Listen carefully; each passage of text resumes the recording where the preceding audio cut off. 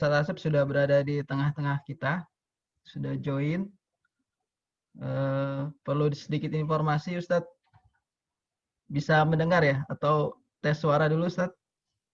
Ya, bisa. Insyaallah. Masuk. Bila Ustadz sudah bergabung, Ustadz, sebelum tadi sudah dibuka dan juga membaca suci Al-Quran, dan sedikit saya bacakan biodatanya Ustadz tadi ya sudah dibacakan. Oh, Masya Allah. Ya. Ini rekan-rekan BDN ini sebelumnya perkenalkan dulu nih, rekan-rekan BDN adalah Bina Daya Nusantara ya, yang terdiri dari kawan-kawan di Bandar Lampung, Ustadz, yang berbagai macam profesi ya, dan berbagai lintas usia. Sini ada pengurus-pengurus dari Dewan Dakwah juga ada, Dewan Dakwah Lampung. Masya Allah. Dan ada juga pimpinan lembaga zakat juga ada di sini. Kemudian ada dosen, guru, dan juga ada juga ASN, Ustaz. Seperti itu. Tema yang akan kita bahas yaitu tentang bagaimana memaknai kemerdekaan sebagai bentuk cinta kepada Allah dan momentum kebangkitan umat. Nah, ini kajian kita sebenarnya rutin, Ustadz, tiap bulan, dan beberapa waktu yang lalu juga sempat kajian tentang wakaf dengan Ustadz Oni Sahroni juga. Oh, Masya Allah. Dan juga yang lainnya. Baik, ini waktu sudah menunjukkan pukul 8:12. Kepada Ustadz untuk menyampaikan materinya. Dipersilahkan. Bismillahirrahmanirrahim. Assalamualaikum warahmatullahi wabarakatuh. Alhamdulillahirrahmanirrahim. Wassalatu wassalamu ala sayyidil mursalin nabiyina Muhammadin wa ala alihi wa sahbihi ajma'in. Amma ba'd. Allahumma inni a'udzubika an adilla wa udall wa azila wa uzal wa ajhala wa yujhala alaih wa adlima wa udlam wa ajhala wa yujhala alaih. Terima kasih jazakumullah khairan atas undangan yang Masya Allah ini. Pada kesempatan malam hari ini tadi saya diperkenalkan ke komunitas BDN. Saya lupa singkatannya BDN itu apa gitu ya. Tapi saya kesannya BDN itu kayak udah dekat BTN, dekat apa lagi gitu. Ala kulli hal. Yang jelas dari lintas profesi dan tampaknya memang masih dalam lingkungan Lampung atau Bandar Lampung, bahkan saya kurang tahu batasannya di mana. Tapi hayakumullah jami'an. Terima kasih banyak atas kesempatan ini diberikan untuk berbagi bersama semuanya. Dalam kesempatan yang berbahagia ini, seperti tadi disampaikan bahwa kita akan membahas satu tema yang sebenarnya itu tema, bagi saya tema berat, itu menghubungkan antara makna kemerdekaan dengan momentum kebangkitan. Itu adalah masalah yang tidak sederhana, karena kita berada di salah satu periode dari rangkaian periode umat Islam sepanjang sejarahnya, gitu, yang harus disadari di abad ke-15 ini, di mana kita berada, kita punya beban yang sangat berat, ya, beban masa lalu yang sangat berat, yang tidak bisa kita sikapi dengan sederhana, dalam arti bahwa masa lalu kita ini adalah masa kebesaran, keemasan, gitu, kejayaan, itu tentu ada dan nyata sekali. Tapi juga ada masa-masa stagnan, kejemudan, kemudian bahkan ada masa-masa kemunduran, gitu, yang itu terjadi berkali-kali dalam sejarah kita. Gitu. Nah, maksudnya dari semua pengalaman masa lalu yang begitu panjang, untuk kita terhubung dengan masa lalu itu sebagai bagian dari umat Islam, tentunya itu tidak mungkin kita lepaskan. Kita bangga menjadi Muslim, gitu ya. Dan menjadi Muslim adalah modal yang sangat besar untuk memaknai banyak persoalan hidup, ya, termasuk dalam berbangsa, bernegara, bersosial, bermasyarakat, dan tentu saja dalam menghadapi tantangan-tantangan kontemporer yang datang dari luar diri kita sebagai Muslim, dan itu tidak kalah beratnya gitu dengan persoalan masa lalu kita sebagai Muslim. Artinya kita sangat-sangat kita punya i'tizaz gitu ya, kita punya pride ya sebagai Muslim, dan kita sangat yakin bahwa identitas keislaman kita itu tidak perlu dibentur-benturkan untuk memilih identitas yang lain, dan tidak perlu disembunyikan. Bahkan justru dengan keislaman kita, saya berkali-kali menegaskan atau sering menegaskan, barangkali yang mengikuti kajian-kajian saya, bahwa keislaman kita ini tidak berbenturan dengan kebangsaan gitu. Bahwa bahkan kebangsaan atau bahkan dalam istilah kita nasionalisme itu adalah bagian dari tanggung jawab atau risalah kita sebagai Muslim. Dan sederhananya kalau kita bicara berbangsa dan bernegara gitu, berhadapan dengan manusia Indonesia gitu, yang terikat dalam satu identitas sebagai bangsa Indonesia dan juga batasan geografis negara Indonesia, tentu saja bagi kita itu adalah bagian dari risalah pemakmuran bumi yang merupakan titah Allah Subhanahu wa taala kepada kita gitu. Secara langsung atau tidak langsung gitu. Ketika Allah menciptakan kita dengan risalah dari langit sebagai khalifah, inni ja'ilun fil ardi khalifah, maksudnya itu ayat itu, atau dengan pesan secara langsung Nabi kepada umatnya, Nabi Saleh kepada umatnya, juga itu adalah bagian dari substansi risalah Islam, tentunya sama. Wa ansha'akum minal ardi wasta'marakum fiha. Dialah Allah yang telah menciptakan kalian dari tanah. Ini ya, aspek material kita sebagai manusia, dan tanah dalam definisi kita sebagai bangsa Indonesia adalah geografis negara kita. Tetapi tentu bagi kita lebih luas dari geografis ini, batas geografis ini. Wa ansha'akum minal ardi, dialah Allah yang menciptakan dari bumi, wasta'marakum fiha, dan Allah pula yang menyuruh kalian, menugaskan kalian gitu, untuk memakmurkan bumi itu, yang menjadi asal-usul material kalian. Jadi tidak mungkin seorang Muslim, seorang mukmin itu ada di hatinya itu, di benaknya itu ada pemikiran, ada orientasi untuk membuat kerusakan di bumi, itu nggak mungkin. Yang ada adalah dimanapun bumi itu dipijak, maka dia bertanggung jawab untuk memakmurkannya. Tentu memakmurkan mengandung makna yang utuh dalam dalam risalah Islam gitu. Ada makna ruh di situ dan ada makna fisik juga di situ. Tentu kalau kita bicara memakmurkan, wasta'marakum, di situ ada kata imarah. Imarah itu adalah pengembangan gitu ya. Itu juga bangunan secara fisik, membangun. Juga ada kata umron. Umron itu adalah semua aspek yang terkait dengan pengembangan dan kemajuan, sehingga digunakan oleh Ibnu Khaldun contohnya dalam kitab Muqaddimahnya itu untuk membahasakan yang kita sebut sekarang sebagai hadarah atau peradaban. Jadi peradaban dalam istilah Ibnu Khaldun dalam kitabnya selalu mengatakan itu umron, karena umron intinya atau peradaban intinya adalah bagaimana manusia dengan nilai-nilainya itu memakmurkan atau mengembangkan bumi atau dunia gitu. Tentu secara ruh itu berdasarkan risalah dari Allah Subhanahu wa taala. Jadi tidak mungkin seorang Muslim itu ada orientasi untuk atau ada pemikiran untuk melakukan tindakan-tindakan yang merugikan, gitu. Merugikan lingkungan, merugikan di sini adalah negara, tanah gitu, yang nggak tanah air, itu nggak mungkin. Jadi sangat jauh itu.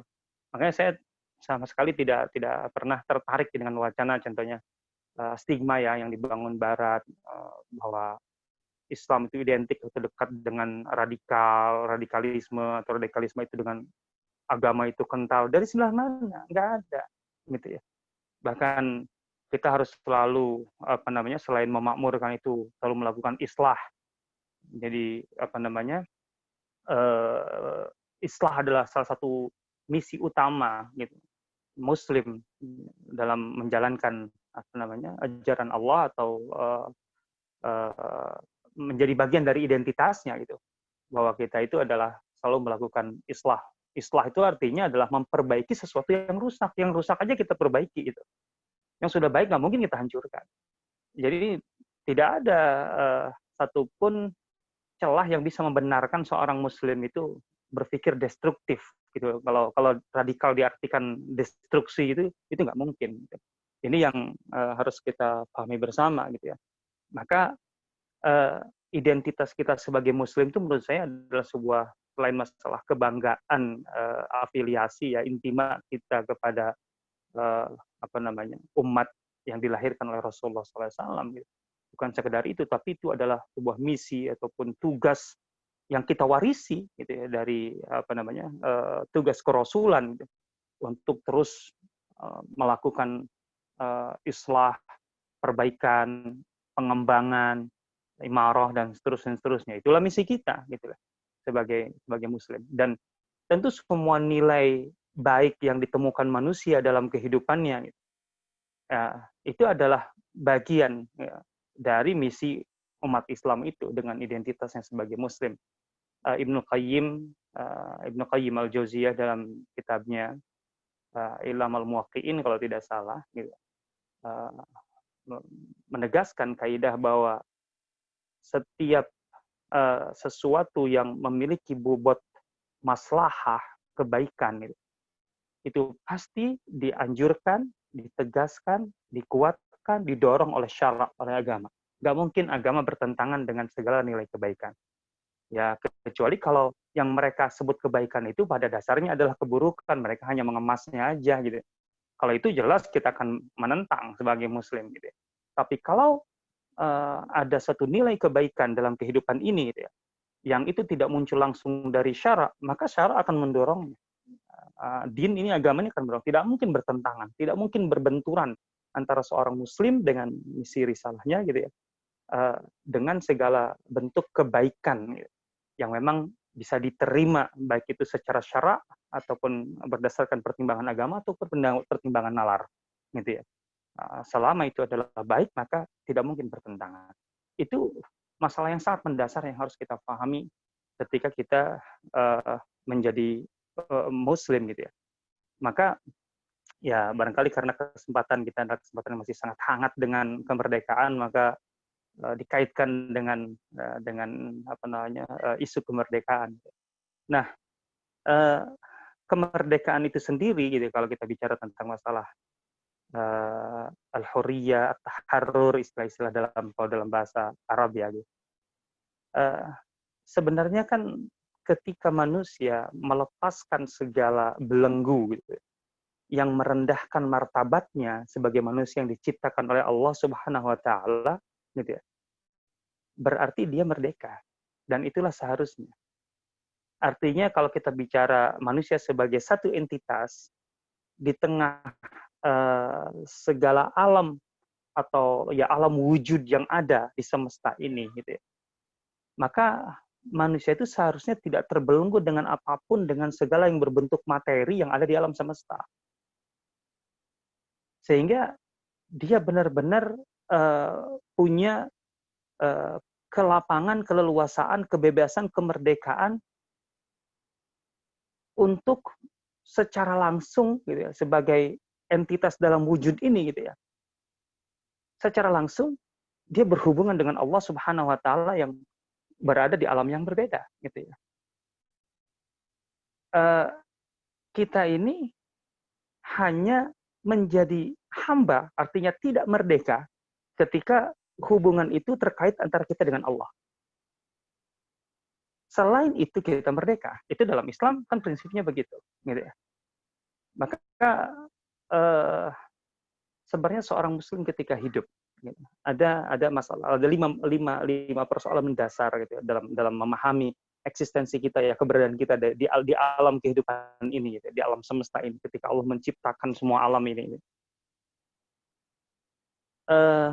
Ketika kita bisa membangun hubungan yang baik dengan 5 unsur ini, maka kita bisa menjadi manusia merdeka yang sesungguhnya, atau kita merdeka yang dalam arti yang sesungguhnya. Pertama adalah hubungan kita dengan Allah Subhanahu wa taala. Hubungan kita dengan Allah adalah hubungan ubudiyah, itu pasti. Kita ini adalah hamba, kita ini budak katakanlah itu, kalau abad itu kan kalau dalam bahasa Indonesia ya, dalam bahasa Arabnya abad ketika diterjemahkan itu kan hamba sahaya atau budak. Kita ini hanya kita tuh kehilangan kemerdekaan kalau kita berhadapan dengan Allah Subhanahu wa taala. Kita ini hamba. Makanya jelas sekali, wa ma khalaqtul jinna wal insa illa liya'budun, alasan penciptaan kita sebagai manusia itu kan oleh Allah sudah dijelaskan. Ketika hubungannya dengan Allah, wa ma khalaqtul jinna wal insa illa liya'buduni. Tidaklah aku ciptakan jin dan manusia itu kecuali untuk menghamba padaku. Ketika hubungannya dengan Allah itu. Tapi itu hanya dengan Allah. Selain dengan Allah kita tidak menjadi hamba, gitu. Kita menjadi hamba apapun. Ketika dikaitkan dengan makhluk-makhluk lain, Allah menyatakan walaqad karramna bani Adam wa faddalnahu ala katsirin mimman khalaqna, gitu ya. Dan kami telah memuliakan, walaqad karramna bani Adam. Kami telah memuliakan. Karamah itu kemuliaan yang sangat tinggi, apalagi kalau dari segi kebahasaan ya. Karam itu kan bermula dari kedermawanan. Seseorang itu disebut mulia karena dia tidak lagi memikirkan diri sendiri. Karena dia sudah bisa sampai di level aktualisasi. Bagaimana keberadaannya ini bisa bermanfaat untuk orang banyak. Seorang itu menjadi mulia karena dia mau berkorban untuk orang lain.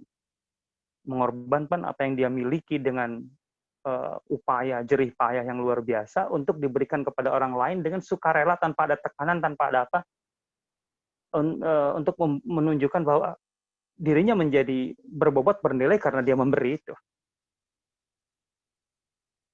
Maka zaman jahiliyah kan memahami kemuliaan itu, karim itu, ketika seseorang memang betul-betul kaya di jahiliyah. Orang mulia, orang terhormat dalam paradigma jahiliyah, itu harus kaya. Kalau orang tidak kaya, nggak bisa terhormat. Pasti terhina. Maka semua hal yang bisa mendorong mereka atau bisa menyebabkan mereka menjadi tidak kaya, menghalangi mereka untuk kaya, bagi mereka itu adalah sebuah kehinaan. Makanya di masa jahiliyah kenapa anak-anak perempuan itu di masyarakat tertentu, terutama masyarakat yang secara ekonomi rendah, itu nasibnya luar biasa mengenaskan, dikubur hidup-hidup. Bukan karena ada ketimpangan atau kesenjangan yang terkait dengan masalah gender, bukan masalah laki-laki perempuan. Tidak dari situ titik tolaknya. Cara berpikir masyarakat jahiliyah itu tidak melihat bahwa laki-laki itu lebih mulia dari perempuan, bukan itu. Tapi bermula dari orang untuk terhormat itu harus kaya. Makanya kalau punya anak perempuan, itu mereka langsung merasa terhina. Karena perempuan itu dalam lingkungan jahiliyah, masyarakat waktu itu tidak mungkin menambah kekayaan. Itu masalahnya. Makanya Al-Quran mengatakan, wa idza busyira ahadum bil unsa, ketika seorang di antara mereka itu diberitahu bahwa anak yang lahir dari istrinya itu perempuan, dhalla wajhu muswadda. Maka mereka kecewa luar biasa sampai menghitam wajahnya. Wa huwa kadhim, menyimpan kekecewaannya luar biasa. Pilihannya kan ayumsikuhu ala hunin, apakah akan dipertahankan bayi yang masih lemah itu untuk terus hidup dibesarkan tapi kemudian mereka terhina, am yadussu fit turab, atau akan mereka benamkan di bawah tanah. Jadi perempuan itu masalahnya tidak menyumbang kekayaan. Mereka sederhana alasan, la yarkabna dhahra. Tidak mungkin naik punggung kendaraan. Untuk berdagang ke tempat yang jauh harus naik unta, atau untuk mempertahankan kekayaan mereka dari perampokan serangan kabilah lain. Sehingga harus jadi tentara. Dan itu tidak bisa dilakukan oleh perempuan. Maka kalau punya anak perempuan, wah udah masa depannya suram. Tidak mungkin menambah kekayaan. Maka dari situ perempuan kemudian karena tidak menambah kekayaan, tidak juga mendapatkan warisan, dan seterusnya. Itu masalahnya. Maka orang mulia, orang terhormat itu harus kaya. Dan orang kaya itu artinya dermawan. Maka kedermawanan jahiliyah itu minta ampun gitu. Tapi kan itu yang dikritik oleh Al-Quran. Gitu ya. Paradigmanya udah salah. Orang mulia itu harus kaya. Jadi bagi orang jahiliyah yang paling tinggi itu adalah kemuliaan, bukan kekayaan. Kalau orang sekarang yang penting kaya, bahwa terhormat nggak apa-apa, yang penting kaya. Lebih parah dari jahiliyah. Kalau jahiliyah dulu tuh yang penting orang mulia, gitu ya. Dan untuk mulia mereka harus kaya, kan gitu. Nah, makanya kemudian kan Al-Quran mengkritik, Islam mengkritik. Ketika orang terhormat itu harus kaya, berarti orang miskin itu pasti terhina. Otomatis begitu. Sehingga kehormatan dan kemuliaan itu hanya bisa dicapai oleh satu kelompok masyarakat, yaitu orang yang punya kekayaan. Orang miskin tidak mungkin berharap untuk bisa jadi orang kaya. Maka oleh Al-Quran diubah, inna akramakum indallahi atqakum. Untuk menjadi terhormat itu terbuka. Bisa kaya, bisa miskin. Karena untuk menjadi mulia dan terhormat itu adalah dengan paling bertakwa, bukan dengan paling kaya. Untuk bisa bertakwa, nggak harus kaya. Orang miskin pun bisa bertakwa. Dan itu artinya punya peluang yang sama untuk menjadi mulia. Artinya manusia ketika ditempatkan di tengah makhluk yang lain, walaqad karramna bani Adam. Sehingga kalau manusia itu terbebani, terbelenggu dalam hidupnya dengan segala persoalan materialnya, ciptaan Allah, gitu, maka dia bukan manusia merdeka. Karena manusia terhormat dan merdeka, dia harus bisa lebih di atas itu, gitu ya. Wa faddalnahu ala katsirin mimman khalaqna. Dan kami telah muliakan manusia itu dari semua ciptaannya Allah yang lain. Nah, jadi ini adalah makna yang paling mendasar. Nah, kita ketika menjadi hamba Allah, itu bukan satu kehinaan, itu justru kehormatan. Manusia yang paling terhormat adalah Rasulullah SAW. Itu absolut, itu mutlak. Dan ketika Allah Subhanahu wa Ta'ala mengangkat Rasulullah SAW pada posisi yang tidak mungkin dicapai oleh makhluk manapun, artinya dimuliakan dengan cara yang paling mulia di antara makhluk manapun, Allah menyebutnya dengan kata hamba. Subhanalladzi asra bi'abdihi lailan minal masjidil haram ilal masjidil aqsa. Isra itu Allah sebut, perjalanan Isra itu, dalam hal ini Rasulullah SAW ini perjalankan, itu tidak disebut dengan namanya, tapi dengan statusnya, bi'abdihi, dengan hambanya. Padahal itu di posisi yang paling mulia yang tidak mungkin dicapai oleh makhluk manapun. Isra dan Mi'raj itu mukjizat yang tidak mungkin. Nabi mana yang diperjalankan sampai ke langit kemudian diangkat gitu. Jadi biasanya kan malaikat yang turun tapi ini enggak, dibawa ke atas. Ke makom yang sampai Jibril pun tidak sanggup untuk mencapainya. Itu kan sudah luar biasa. Dan Allah menyebutnya bi'abdihi. Gitu ya. Dan ketika Allah memuji manusia dengan pujian yang tinggi, itu ketika menyebut abad itu, Zakaria. Zikru rahmati rabbika abdahu, Zakaria. Secara umum, wa ibadur rahman, dan hamba-hamba ar-Rahman, alladzina yamshuna ala ardi hauna, dan seterusnya. Jadi, manusia ketika menghamba itu kepada Allah, itu mulia. Karena memang itu adalah fitrah. Manusia itu memang tercipta dengan bawaan dirinya sebagai hamba. Manusia pasti akan bergantung kepada unsur di luar dirinya, karena dia adalah hamba. Artinya tidak mungkin manusia itu bisa benar-benar gitu ya, dalam arti yang sesungguhnya bisa melepaskan diri dari segala ketergantungan dalam bentuk apapun ke unsur yang lain. Tinggal yang lain itu siapa?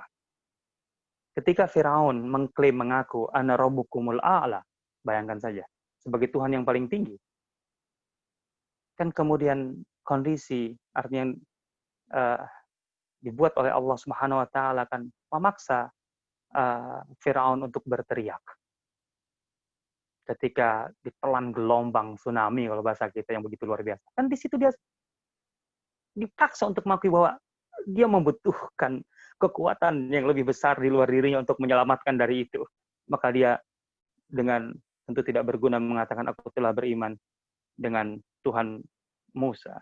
Apa artinya di situ? Jadi Fir'aun aja yang mengklaim, dan dia ketika mengklaim itu posisinya raja ya. Artinya bukan orang biasa. Rajanya sukses lagi. Firaun itu kan bisa dikatakan selain di masa diuji yang terakhir itu kan sukses secara umum. Alaysa limulku Misra? Bukankah aku yang menguasai semua negeri Mesir ini? Wa hadhil anharu tajri min tahti, dan di mana sumber semua segala kemakmuran rakyat Mesir pada saat itu dan manusia pada umumnya itu adalah pertanian, dan pertanian sangat bergantung kepada pengairan, dan Firaun berhasil membuat sistem pengairan yang sangat luar biasa sehingga kemudian bisa memperluas lahan pertanian dan kemudian menghasilkan kemakmuran yang luar biasa. Wa hadhil anhar, dan sungai-sungai ini bukan hanya Nil dipecah-pecah oleh Firaun. Tajri min tahti, itu mengalir dari bawah kakiku. Kan dia itu punya segudang apa istilahnya kesuksesan gitu, prestasi gitu, untuk kemudian dijadikan modal untuk ana rabbukumul a'la. Yang nggak tahu diri kan yang merasa berkuasa tapi kemudian nggak punya prestasi, itu sih yang nggak tahu diri. Kalau Firaun itu kan punya prestasinya, gitu. Gitu. Tapi kan dia dipaksa kemudian untuk mengakui bahwa dia bergantung kepada yang lain. Manusia mana yang betul-betul bisa jujur bahwa dia tidak bergantung kepada luar dirinya? Manusia itu secara fitrah bawaannya itu adalah hamba. Ya. Makanya tinggal kata Muhammad Qutb itu kalau di dunia Islam, kalau di luar ada Erich Fromm, dia bukan Muslim, tapi dia mengakui itu. Yang intinya sama. Kalau kata Muhammad Al-Qutb, al-insan lam ya'bud rabbah ya'bud ghairah. Manusia kalau tidak menghambakan diri kepada Tuhannya, kepada Allah, maka dia akan menghambakan dirinya kepada selain Tuhannya. Artinya pasti dia jadi hamba. Jadi penghambaan diri kepada Allah itu adalah sebuah kehormatan dan kemuliaan.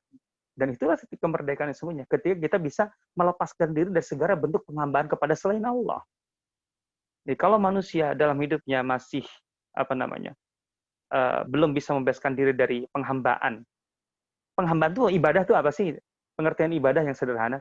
Saya mendapatkan definisi yang simpel tapi menurut saya sangat mengena ya. Arti ibadah itu. Ibadah dalam bahasa Arab itu ibadah. Bahwa penghamba kepada Allah itu adalah ta'atun kamilah bimahabbatin kamilah.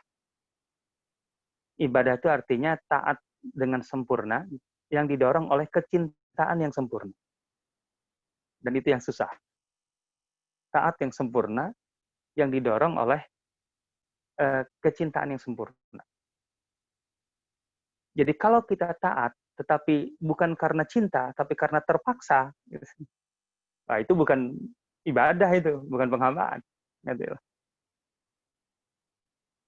Jadi ketaatan yang sempurna didorong oleh kecintaan yang sempurna.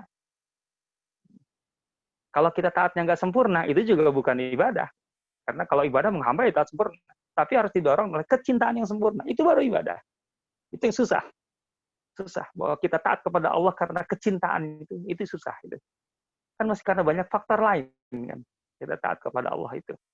Itu artinya memang ubudiyah kita masih belum sempurna. Belum ideal lah intinya. Nah, ketika kita menghambakan diri kepada selain Allah, maka kita bukan manusia merdeka, apapun itu bentuknya. Sebenarnya. Karena kita sebagai entitas gitu, di antara semua makhluk Allah, kita itu yang dimuliakan oleh Allah.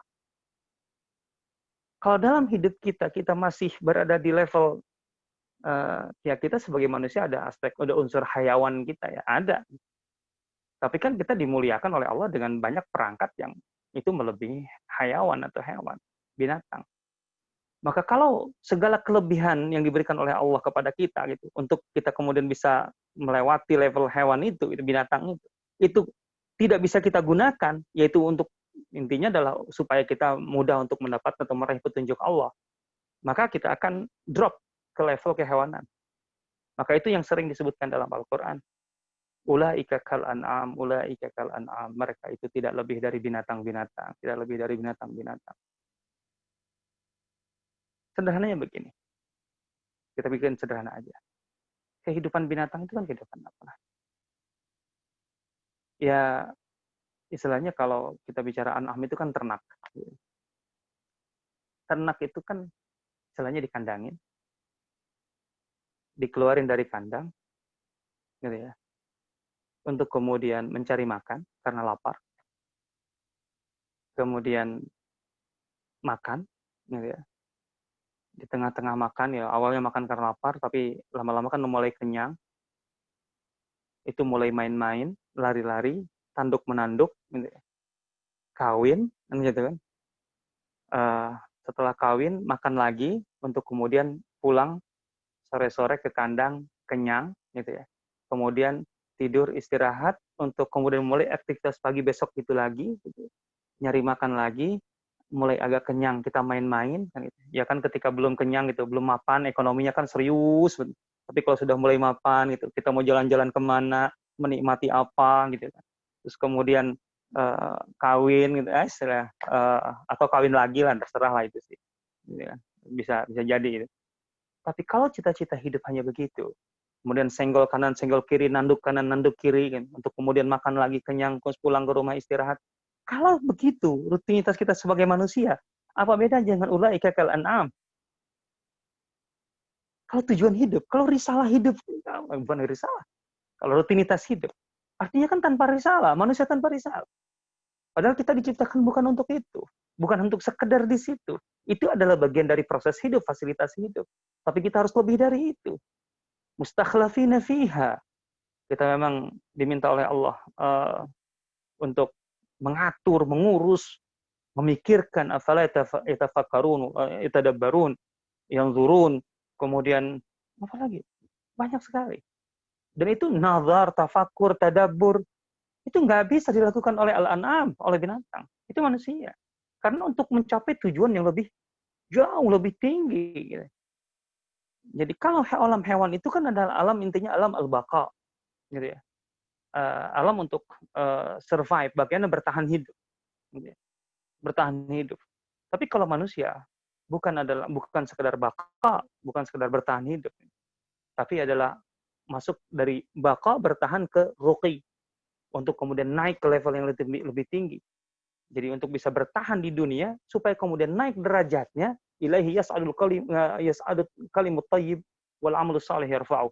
Untuk kemudian kita mendapatkan posisi derajat yang begitu tinggi di sisi Allah Subhanahu wa taala.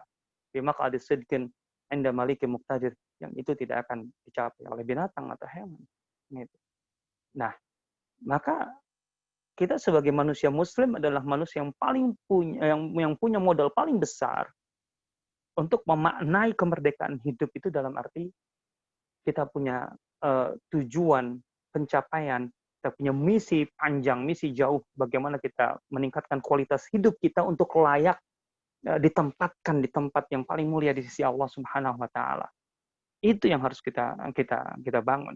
Dan dengan dasar inilah kita bisa memulai wacana kebangkitan, wacana kemajuan, wacana pengembangan, bukan sekedar pencapaian pribadi, tapi dalam skala lebih besar, yaitu sebagai umat. Dan bagi saya, sekali karena saya tadi konsepnya tidak ada benturan antara identitas Islam dengan berbangsa, bernegara, nasionalisme, pada dasarnya nggak perlu dibenturkan. Ketika seorang Muslim mengemban risalahnya, mengembangkan keumatannya, apalagi dalam konteks Indonesia, maka sebenarnya yang akan diuntungkan pertama kali adalah negara. 80% negeri ini adalah Muslim. Kalau 80% yang Muslimnya itu kemudian berpikir bersama untuk bangkit, untuk maju, untuk besar, siapa yang makmur? Negara. Kan gitu. Sebenarnya yang diuntungkan itu adalah negara. Dalam hal ini termasuk pemerintah diuntungkan, karena umat Islamnya nggak perlu mengemis anggaran gitu supaya kemudian bangkit, karena ada risalah yang lebih besar mendorong dia ketimbang dari sekedar bahwa ada anggaran atau peruntukan anggaran untuk berkembang dan maju. Wallahu ta'ala, barangkali saya nggak tahu sampai jam berapa ini sebenarnya. Ini kita serius Ustadz menikmati materi. Ya, Tafadhol, mungkin kawan-kawan ada yang mau tanya atau didiskusikan. Ini ada yang raise hand ya. Mas Arka nih, saya unmute ya. Silakan untuk kalau ada yang ditanyakan. Assalamualaikum warahmatullahi wabarakatuh. Waalaikumsalam. Assalamualaikum warahmatullahi wabarakatuh. Halo, Mas. Berbicara mengenai mengenai kemerdekaan itu. Secara Islam, apakah kemerdekaan yang sesungguhnya gitu yang dilakukan oleh umat Islam gitu. Terima kasih. Kemerdekaan yang sesungguhnya yang dilakukan oleh umat Islam, seperti itu ya, Mas ya? Ya, Baik, itu saja. baik, jazakallah. Kepada Ustadz. Ya, ya. Saya tadi baru menyebutkan satu saja ya. Artinya kita merdeka sebagai Muslim itu ketika kita ini sepenuhnya bisa tahqiq ubudiyah, sebagai bisa merealisasikan penghambaan kita kepada Allah. Gitu ya. Dan itu artinya kita bisa berdiri dengan bangga gitu sebagai hamba Allah dengan yang punya risalah Islam itu, dan lepas dari segala belenggu yang sifatnya material atau bersifat makhluk itu. Karena pada dasarnya kita lebih mulia dari semua makhluk Allah yang diciptakan. Walaqad karramna bani Adam. Nah, memang masih ada 4 nih. Ketika kita sudah bisa merealisasikan ubudiyah kepada Allah dalam arti itu gitu. Terus bagaimana relasi kita dengan semua unsur yang ada di sekitar kita ini gitu. Yaitu pertama dengan sesama manusia, kita sebagai manusia dengan sesama manusia itu bagaimana, kemudian dengan alam materi, gitu, semua yang diciptakan oleh Allah dalam di dunia ini, di bumi ini, gitu ya, itu materi secara ya aspek materialnya. Terus kemudian dengan apa yang kita alami selama kita menjalani kehidupan itu, susah, senang, gitu, pahit, ketir, manis, gitu. Kaya, miskin, itu kan fenomena kehidupan yang kita alami itu. Yang keempat, nah ini adalah tentang akhir kita ya, artinya relasi kita dengan episode akhir kehidupan kita, yaitu adalah akhirat, gitu, alam akhirat. Nah, kalau kita punya relasi yang tepat dengan 4 unsur ini, selain tadi yang pertama yaitu ubudiyah kepada Allah, maka kita benar-benar menjadi manusia yang seutuhnya, gitu, yang yang diinginkan oleh Allah Subhanahu wa taala gitu dengan syariat Islam ini. Dan ini menjadi penting gitu ya. Kalau saya mengikuti pandangan salah seorang cendekiawan besar Mesir ya, yang belum lama meninggal, Dr. Abdul Wahab Al-Masiri ya. Permasalahan mendasar ketika kita membaca dan menjalani kehidupan saat ini, di mana kita memang berada dalam hegemoni sekuler gitu ya, barat gitu, adalah masalah definisi terhadap manusia. Gitu. Jadi kalau bagi sekuler itu manusia itu adalah kain madi, gitu. Manusia itu adalah entitas materi. Jadi kita ini bagian dari materi kalau dalam pemikiran sekuler itu gitu. Kita ini bagian dari materi, sehingga memandang kita itu adalah kita ini di satu sisi kita adalah produsen, tapi kita juga konsumen, kita juga bagian dari angka-angkaan dalam perhitungan mereka gitu. Kalau mereka membuat barang itu, kita ini termasuk konsumen yang mereka sasar atau bukan. Alakul hal intinya begitu. Pokoknya apa dari ujung ke ujung itu adalah dimaknai pada materi. Materi itu kita butuhkan, tapi itu bukan asas dari pemaknaan terhadap manusia. Manusia bukan entitas materi pada dasarnya. Nggak bisa kalau manusia dihilangkan dari aspek yang kita sebut dengan ruh gitu ya. Hanya aspek material aja habis kita. Gitu ya. Nah, Islam kan tidak begitu. Gitu. Ada hal-hal yang tidak bisa terhitung secara materi gitu ya dalam kehidupan kita itu. Kita sebenarnya merasakan kan gitu. Kadang-kadang bahagia itu menyelinap dalam diri kita ketika kita bokeh itu bisa gitu ya. Sehingga tidak bisa diukur secara materi bahwa kita hanya bahagia ketika punya duit, kan sebenarnya nggak bisa begitu. Maka kalau hal-hal itu dibuang dari kemanusiaan kita, kita berbahaya sekali. Nah, tadi kita dengan sesama manusia itu harus seperti apa? Al-Quran menyebutnya hubungan yang menata gitu antara relasi antara manusia sama manusia itu adalah al-adl dan ihsan. Innallaha ya'muru bil adli wal ihsan. Dengan manusia itu relasi kita itu adil atau ihsan. Adil artinya fair gitu ya. Artinya memberi dan menerima itu adil gitu ya. Maka kalau sudah dimulai dari adil ini gitu ya, maka tidak ada pemandangan gitu, seorang majikan dengan pembantu, yang dalam arti karena yang satu majikan dan satu pembantu seakan-akan ini dua manusia yang berbeda, padahal hubungannya adil majikan dan pembantu itu. Kenapa ada pembantu? Karena majikan tidak bisa mengerjakan semua pekerjaan yang dia butuhkan, maka dia perlu kehadiran pembantu. Jadi pembantu itu sebenarnya menutupi kekosongan dan kekurangan yang tidak mungkin dia kerjakan, gitu ya. Nah, jadi kehadiran pembantu itu bukan sekunder, enggak juga, gitu. Dia dengan pekerjaannya, dengan aktivitasnya, dengan waktu kesibukannya, kan nggak mungkin mengerjakan semua sampai motong rumput di halaman rumahnya. Maka dia perlu pembantu, perlu jasa orang. Maka kalau seandainya jasa itu dihargai murah karena dia adalah orang yang tidak punya uang, sebenarnya salah. Dia tidak punya uang, tapi Anda tidak punya waktu untuk mengerjakan yang dia kerjakan. Seharusnya tidak begitu. Apalagi kalau seandainya kemudian duduknya, kalau pembantu itu harus di lantai, ya gaya feodal lah gitu ya. Sementara majikan itu di kursi, di meja. Itu kan sudah nggak benar. Kemudian ketika belanja gitu, pembantunya di pasar malam, dianya kalau di Jakarta ya di mana kita di ya Plaza Indonesia atau apa kayak. Nggak bisa. Makanya Rasulullah mengatakan ariqa'akum. Bayangkan, ini bukan pembantu dalam budaya kita sekarang. Raqiq itu adalah budak, gitu ya. Memang dia budak, memang statusnya tidak merdeka. Kalian merdeka yang memilikinya. Tapi at'imuhum min haitsu akaltum. Beri mereka makan dari makanan yang kamu makan.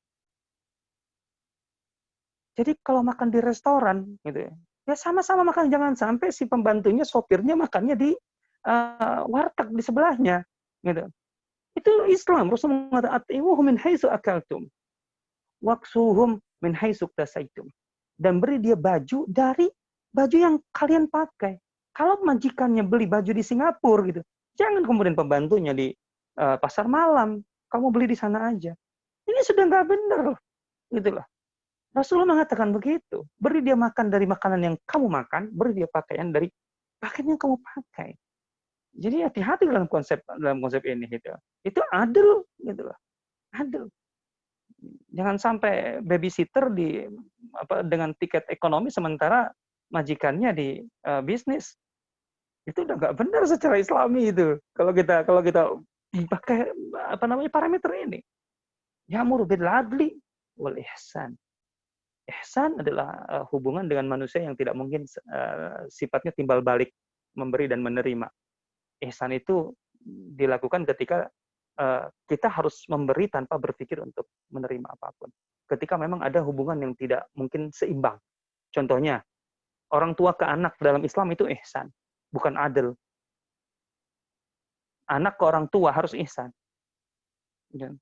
Wa qad rabbuka alla ta'budu illa iyyahu wa bil walidaini ihsana. Jadi anak ke orang tua harus ihsan karena nggak seimbang. Anak nggak akan pernah bisa adil ke orang tua, nggak akan bisa seimbang, tuh nggak akan bisa. Maka jangan pernah berpikir ketika saya memberi apapun adalah saya menerima. Nggak. Ihsan itu adalah memberi tanpa berpikir untuk mendapatkan apapun, gitu ya. Itu hubungannya. Begitu juga suami ke istri. Suami ke istri itu harus ihsan, harus ihsan hubungannya. Nggak bisa adil. Maksudnya adil itu, maksud saya bukan dalam masalah itu ya, dikaitkan kalau poligami harus adil. Enggak, dalam masalah hubungan umum, harus ihsan. Coba Istausu bin nisa'i khaira, kata Rasulullah SAW dalam wasiatnya, pesan-pesan terakhirnya kan. Istausu bin nisa'i khaira. Aku berpesan kepada kalian kepada kalian, wahai kaum laki-laki, agar memperlakukan perempuan dalam arti istri-istri kalian dengan sebaik mungkin. Bin nisa'i khaira. Kenapa?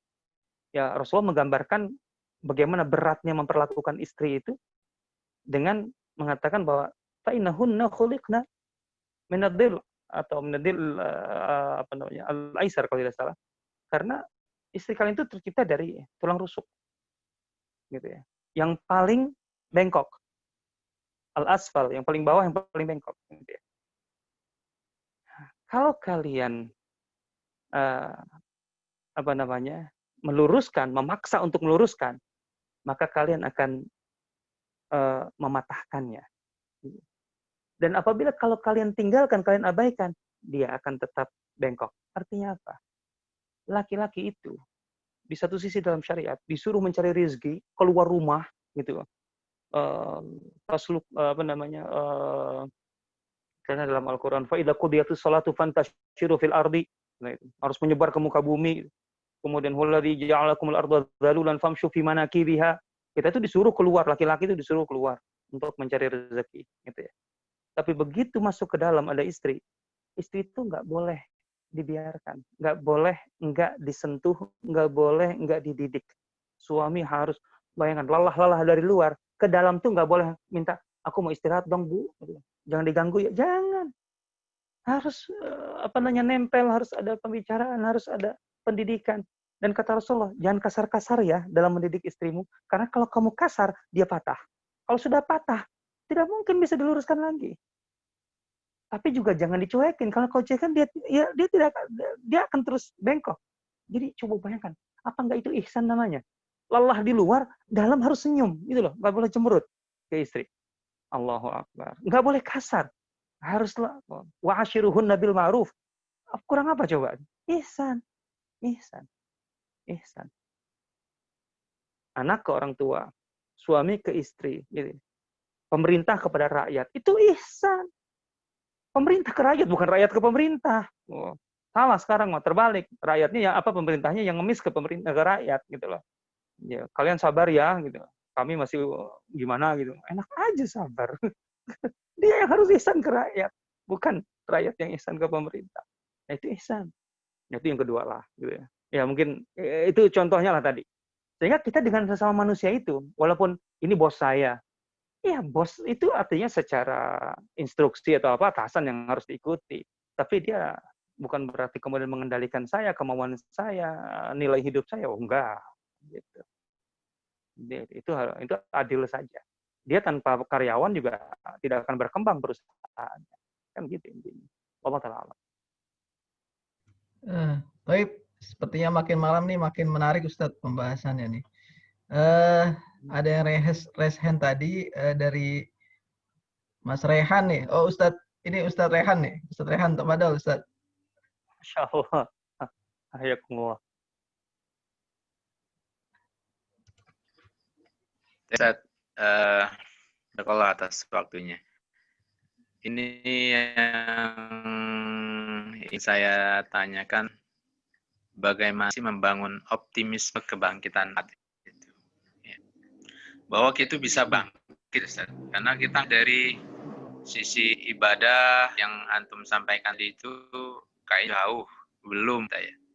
Kemudian adil tadi tentang ihsaniyah juga belum. Gimana, Ustaz? Jazakallah. Waalaikumsalam. Ya, ini judul besar nih, Ustaz Rehan ya, masalah kebangkitan ya. Bagaimana kita bangkit ya. Memang kalau kita bangkit dari tidur mungkin lebih simpel sih, gitu ya. Kalau susah juga tinggal disebor sama airnya juga bangkit insya Allah. Gitu. Tapi kalau umat bangkit ini emang judul berat ya. Mungkin sebelum saya memberikan jawaban lebih lanjut, mungkin saya boleh menyampaikan bahwa saya itu menerjemahkan buku gitu ya, yang saya beri judulnya itu Model Kebangkitan Umat Islam. Jadi model berarti ya sesuatu yang sudah pernah terjadi dalam sejarah, karena memang itu terkait dengan kebangkitan generasi Salahuddin Al-Ayyubi. ya, pada abad ke-6 Hijriah ya. Jadi ada satu fenomena yang luar biasa gitu, dan menjadi bagian dari fakta sejarah kita, peradaban kita, bahwa umat Islam itu pernah terpuruk gitu ya dengan sangat luar biasa di masa perang salib gitu ya. Ya kalau pakai sejarah Barat sih perang salib ketiga gitu ya. Nah, umat Islam terpuruk sekali itu di semua lini gitu ya, semua aspek, halnya politik, ekonomi, sosial, keagamaan gitu. Itu luar biasa deh. Kalau membaca bab 1 dan bab 2-nya itu akan didapati bahwa kondisi masyarakat umum, kita bicara masyarakat umumnya ya, kita tidak melihat dari sosok-sosok tertentu gitu, elit-elit ulamanya. Ya di masa itu ada Imam Al-Juwaini, ada banyak nama lah gitu, nama-nama besar gitu ya. Tapi kondisi umum masyarakatnya gitu, itu bahkan dalam beberapa hal kita masih bisa merasa bahwa apa yang terjadi di zaman kita sekarang masih agak lebih baik gitu loh. Itu terpuruk banget gitu zaman itu.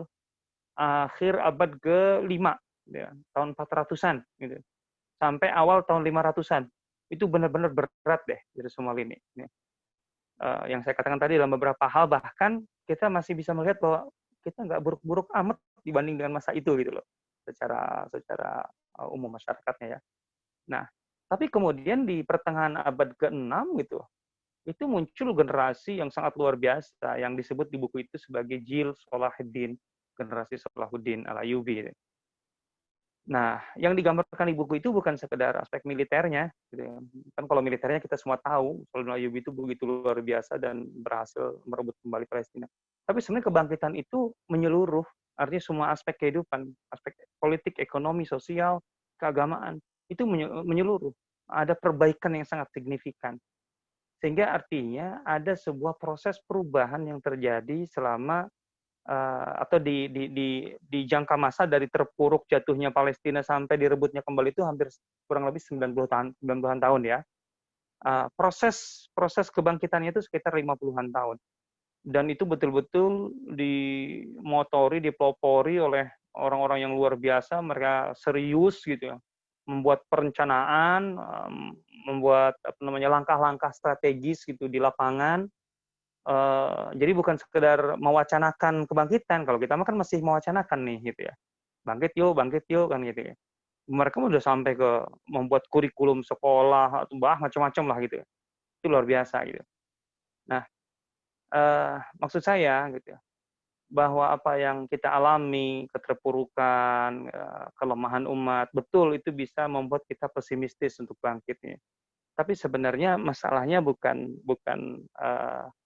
melihat seberapa jauh kita tenggelam gitu atau terpuruk gitu ya. Tapi sebenarnya kita ini perlu menyadari potensi yang ada dalam diri kita dulu gitu. Terus kemudian kita mampu memetakan kondisi kita dan lingkungan kita sekarang. Apa sih penyakit utama yang diderita oleh kita? Keberhasilan kita untuk membaca persoalan-persoalan di dalam diri kita itu adalah langkah pertama untuk bisa merancang sebuah langkah kebangkitan. Tapi kalau belum kita lakukan itu di awal, ya kita jangan berpikir bagaimana kita bangkit, loh orang kita aja tidak ngerti kita lagi ngapain sebenarnya. Apa yang kita alami sekarang itu ya saya merujuk ke contoh itu ya, model kebangkitan umat Islam di generasi itu.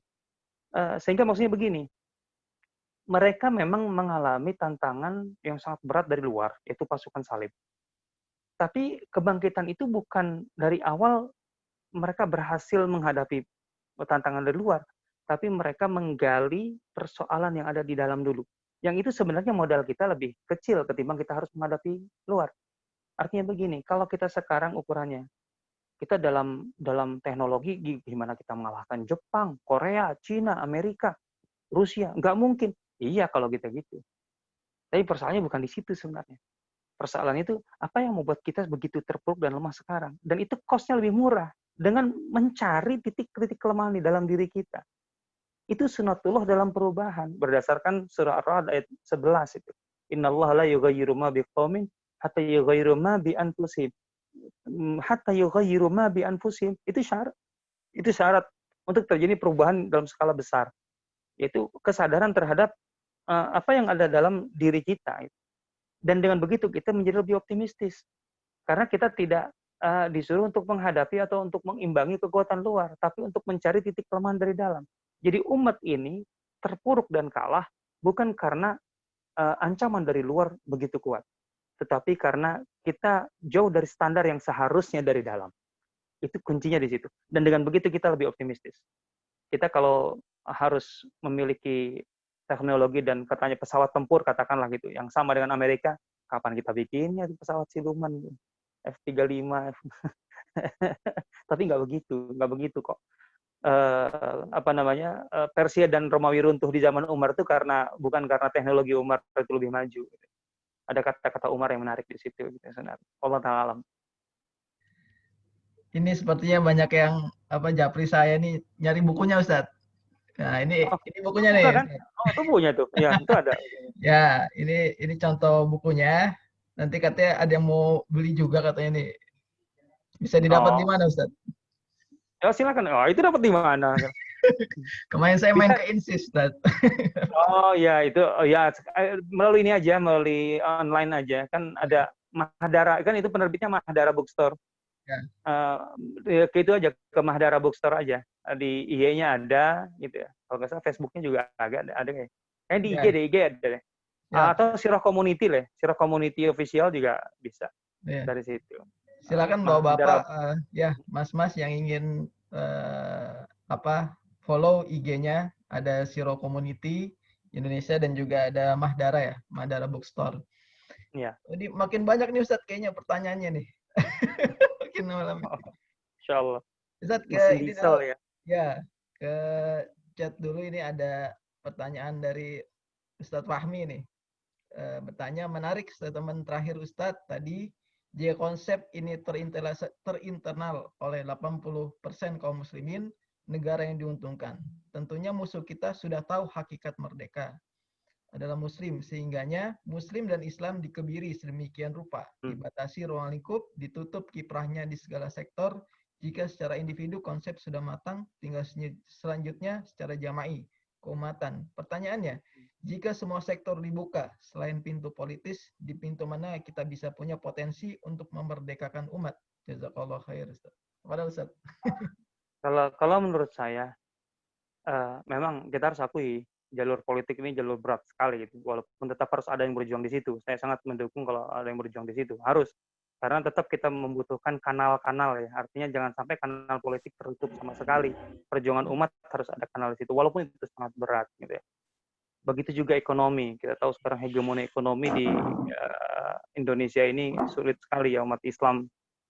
Ya berat lah intinya. Walaupun saya yakin ya, sebenarnya para pengusaha muslim maksudnya, katakanlah yang menengah ke bawah aja ya, kalau memang betul-betul mau berjuangnya bersama gitu, nggak sendiri-sendiri, saya yakin akan lebih kuat gitu ya. Ya sedikit yang saya ketahui dan saya alami juga di lingkungan yang saya tahu gitu ya. Jadi sebenarnya kekurangannya adalah soliditas antara pengusaha-pengusaha ini yang menengah lah, katakan begitu, menengahnya nggak sampai ke bawah banget gitu ya. Kalau mereka solid saja, saya rasa beberapa hal masih bisa kita ini. Tapi sebenarnya ada satu yang peluangnya justru lebih terbuka gitu ya. Itu pendidikan. Saya rasa undang-undang pendidikan Indonesia ini cukup memberi ruang kepada kita dan peluang untuk bisa mengembangkan aspek pendidikan, tentu saja dengan target ataupun ya pencapaian gitu kan, sesuai harapan kita gitu. Dan kenyataannya di lapangan tentu saja pendidikan Islam yang swasta itu kan menjamur dengan luar biasa gitu. Ya pendidikan di sini maksud saya nggak mesti sekolah dalam arti sebagai sebuah lembaga, ya pendidikan secara umum kan. Bahkan homeschooling aja kan tetap berpeluang kan, artinya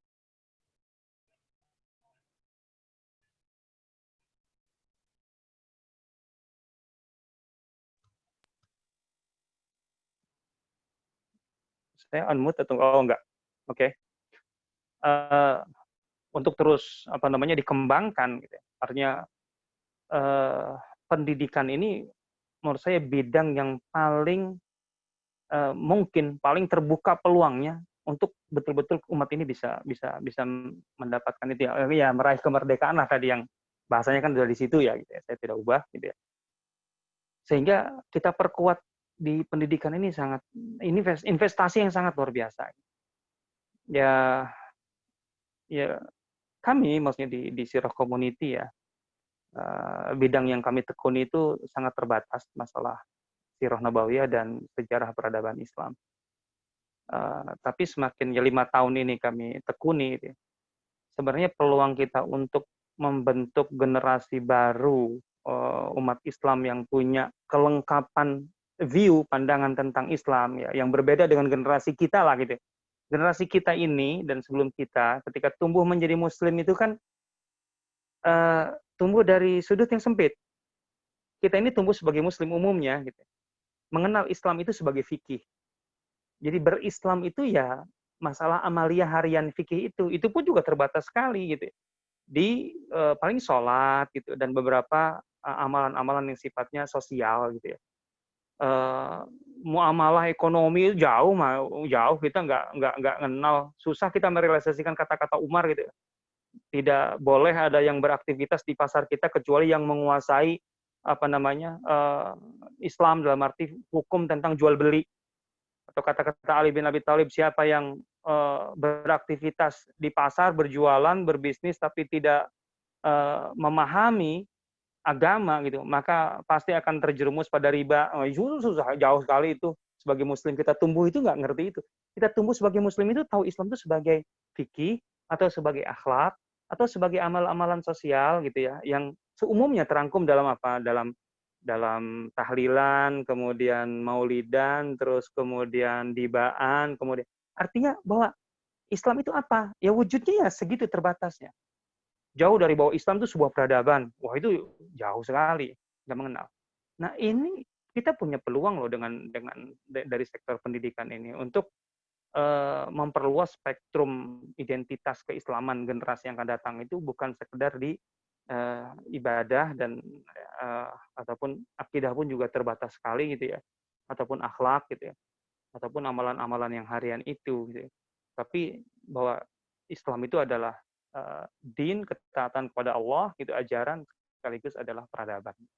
Itu punya peluang menurut saya kalau dari tinjauan materi pelajaran untuk anak-anak ya. Ini kami sedang menyusun buku sirah untuk anak-anak sekarang ini gitu ya, karena kita berharap 20 tahun 30 tahun yang akan datang akan muncul satu generasi yang tumbuh sebagai Muslim dan dia mengenal Islam itu dari aspek itu, bahwa Islam itu ternyata peradaban. Rasulullah SAW itu bukan sekedar melahirkan orang-orang, individu-individu yang akidahnya lurus, yang ibadahnya baik, bukan sekedar gitu. Tapi kemudian ketika mereka itu memegang kendali pemerintahan, maka menjadi pemerintah yang adil, pemimpin yang adil. Mereka ketika menjadi prajurit penakluk, levelnya menaklukkan Persia Romawi gitu loh, bukan kelas ecek-ecek gitu ya. Kemudian ketika mereka memiliki atau menguasai wilayah yang begitu luas, mereka bisa melahirkan sistem administrasi yang sangat handal dan kuat, yang kokoh gitu.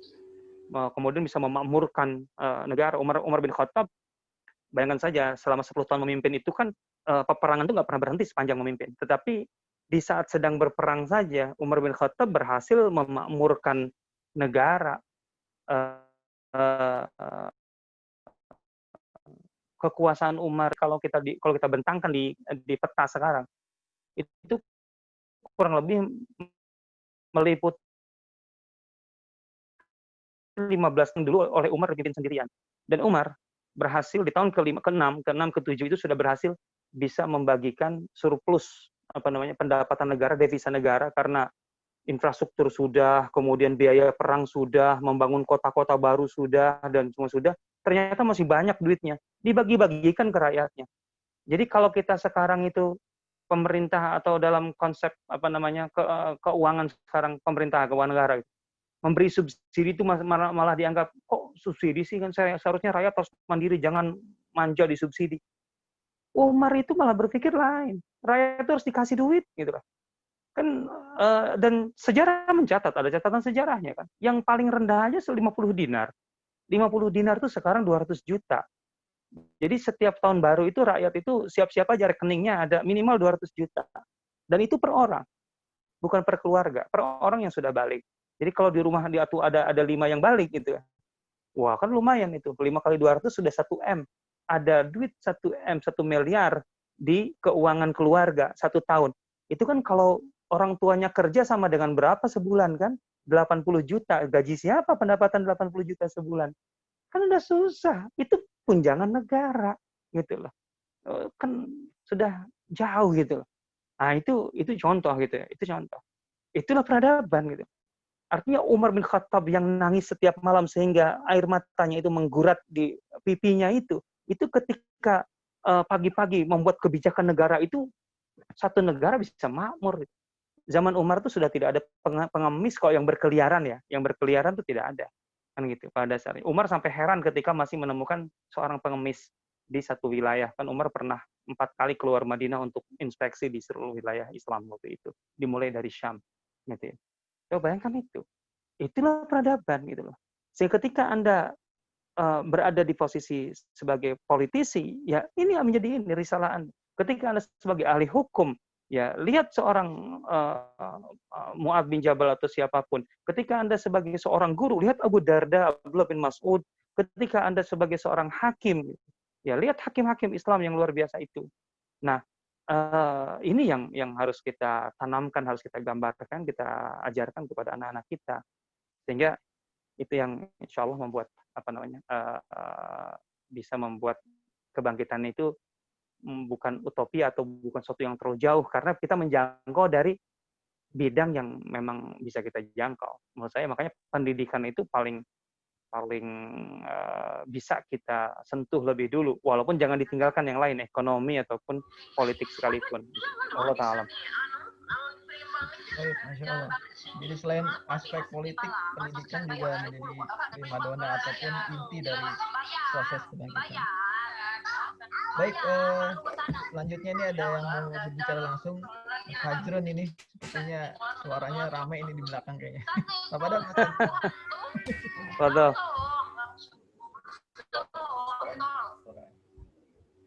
Ya, apa Ustaz? Baik, terima kasih Ustaz. Dan salam hormat Ustaz Asep. Alhamdulillah saya bisa bertemu langsung dengan Ustaz Asep. Nah, terkait dengan materi pada malam hari ini, tadi Ustaz menyampaikan bahwasanya dikatakan ibadah itu apabila kita tak dengan sempurna, yang didorong dengan kecintaan yang sempurna. Nah, yang saya tanya di sini, dalam konteks ibadah seperti ini yang seperti apa Ustaz? Terus bagaimana cara membangun itu? Terutama dengan kondisi sekarang kita kan di di kandang bahasa pandemi ini Ustaz. Jadi bagaimana trik-trik untuk menciptakan ibadah yang dilakukan dengan kecintaan yang sempurna kepada Allah. Terima kasih. Baik, Ustaz. Ustaz. Ya. Ibadah itu kan ada, ya kalau kita kategorikan ya, kan ada ibadah yang sifatnya ritual, ibadah sya'airiyah gitu ya. Itu kan ibadah yang jelas lah gitu ya. Salat subuh 2 rakaat, isya 4 rakaat, zakat mal 2,5%. Itu kan jelas-jelas itu ritual. Artinya kita tidak ada inovasi kan dan sebagainya langsung. Tapi kan ada dimensi ibadah yang sifatnya ibadah istimaiyah kan, ibadah yang terkait dengan sosial. Yang itu tidak ada ritual khusus. Contohnya gini, sedekah itu kan ibadah yang dimensinya sosial. Sedekah ya, dan tidak ada ritualnya kan sedekah itu. Mau kapan, hari apa, kan nggak ada. Beda dengan puasa Asyura, nggak bisa di tanggal 20 Syawal kan. Puasa Asyura ya 10 Muharram, kan ada ritualnya di situ, ada waktunya. Tapi sedekah kan bebas kan gitu. Terus kemudian silaturahim juga itu adalah ibadah kan, jelas ibadah, orang perintah dari syara kan, wasilul arham, tapi kan teknisnya kan tidak ada ritualnya. Itu harus seperti apa, apakah dengan harus berkunjung secara fisik, harus bawa berkat gitu kan, itu nggak ada aturannya sampai seperti itu gitu. Terus kemudian apalagi wakaf gitu, itu kan semuanya juga ibadah sosial gitu ya. Dimensinya sosial gitu ya. Dan bahkan ada yang sifatnya kauniyah gitu ya. Kauniyah itu yang terkait dengan interaksi kita dengan alam semesta ini gitu ya. Ya untuk kemudian menciptakan sebanyak-banyaknya perangkat gitu ya, tools gitu ya, untuk menunjang tanggung jawab kita sebagai khalifah fil ard gitu ya. Ini ja'ilun fil ardi khalifah ya. Itu kan otomatis kita harus masuk ke alam semesta ini kan. Wa fil afaqi wa fil ardi ayatun lil muqinin wa fi anfusikum afala tubsirun sanurihim ayatina fil afaqi wa fi anfusihim hatta yatabayyana lahum annahu al-haq. Banyak sekali ayat yang terkait gitu kan. Afala yanzuruna ilal ibili kaifa khuliqat kan gitu. Wa ila sama'i kaifa rufi'at kan. Terus kemudian qul siru fil ardi, bahkan kita disuruh jalan-jalan gitu ya oleh Al-Qur'an kan. Dalam Al-Qur'an kan banyak ayat. Qul siru fil ard.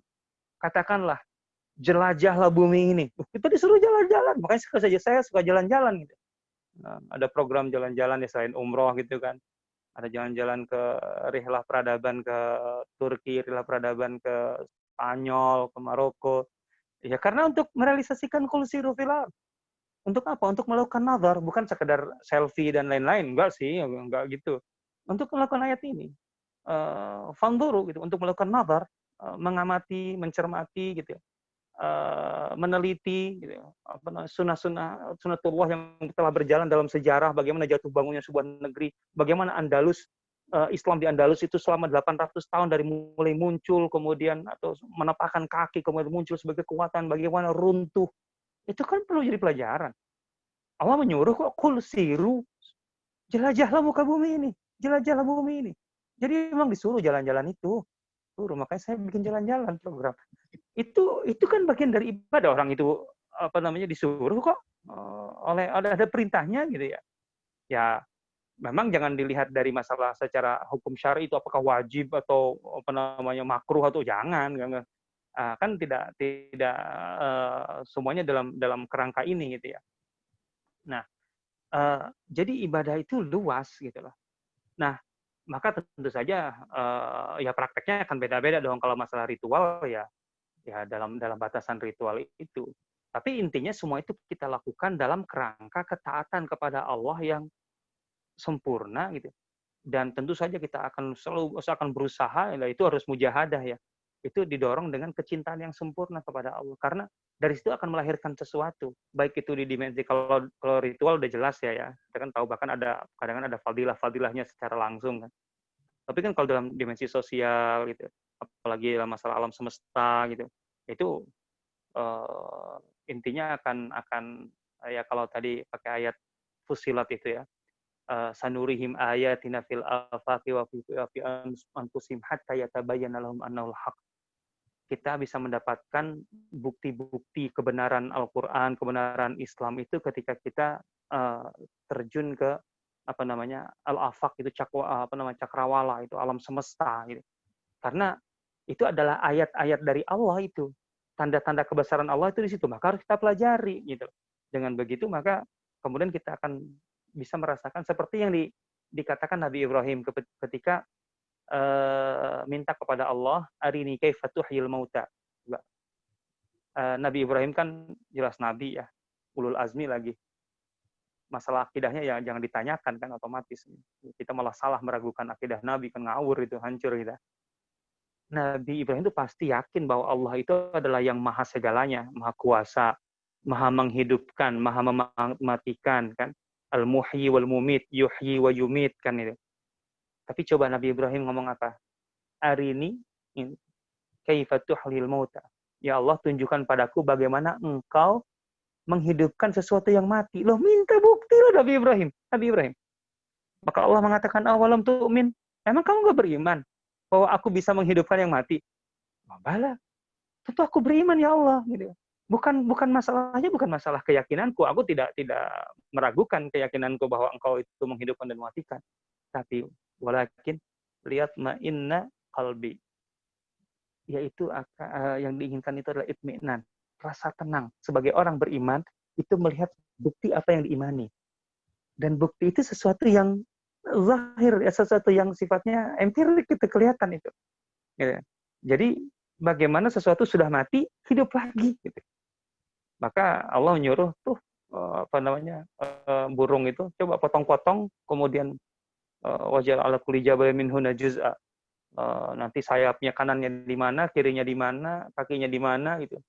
Kemudian ud'uhunna, panggil semuanya gitu ya. Ya tina kasaya, maka kemudian semua akan bersatu dan kemudian akan hidup kembali. Jadi bukan masalah kita iman tidak beriman bahwa Allah itu Maha Kuasa dan sebagainya, tapi kita akan semakin tenang ketika bisa melihat bukti kekuasaan Allah pada sesuatu yang bisa kita ukur gitu Pak, sebagai manusia.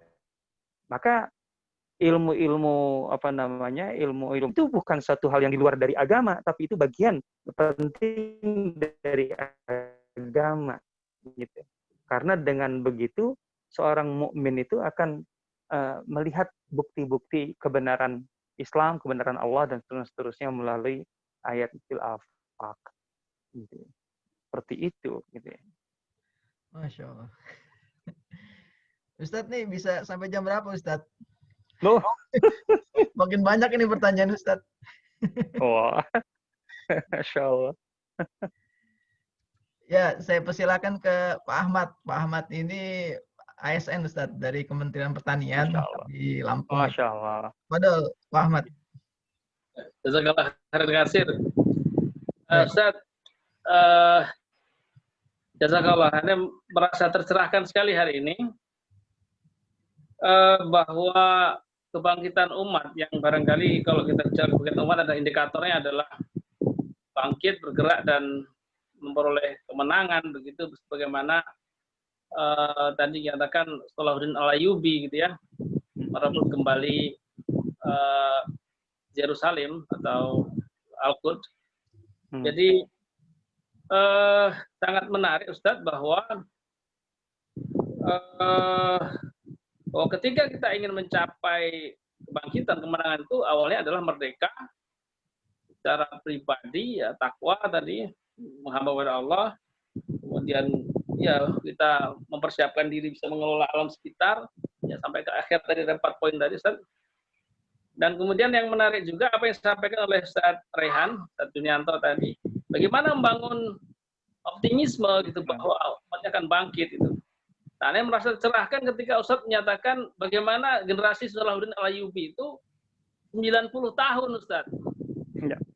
Ya, jadi anak kira Anda sendiri merasa bahwa ketika Anda membaca masa kecil Anda misalnya ya, kemudian dengan lingkungan sekitar gitu ya, dan baca sejarah, itu kan juga peminat sejarah Ustaz, meskipun ya masih receh lah kalau saya lah.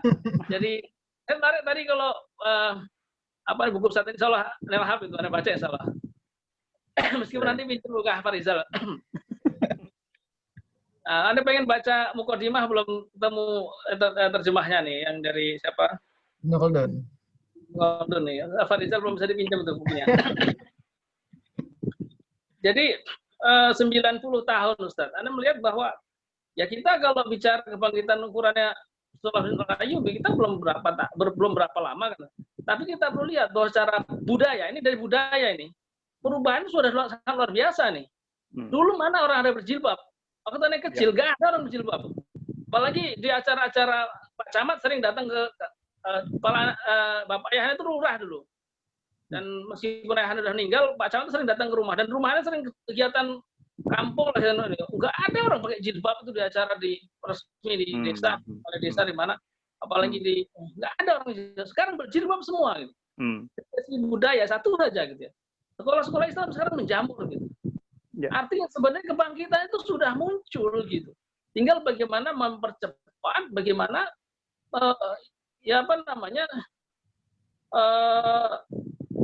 mencapai goal yang lebih masif lagi. Dan ini sangat sepakat bahwa pendidikan adalah satu-satunya, bukan satu-satunya, merupakan poin terpenting di kebangkitan umat ini.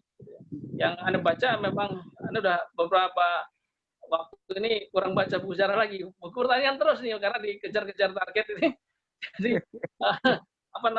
Anda ingat kelebatan beberapa buku yang pernah baca, memang pendidikan itulah itu. Nggak ada yang lain yang bisa membangun fondasi umat ini.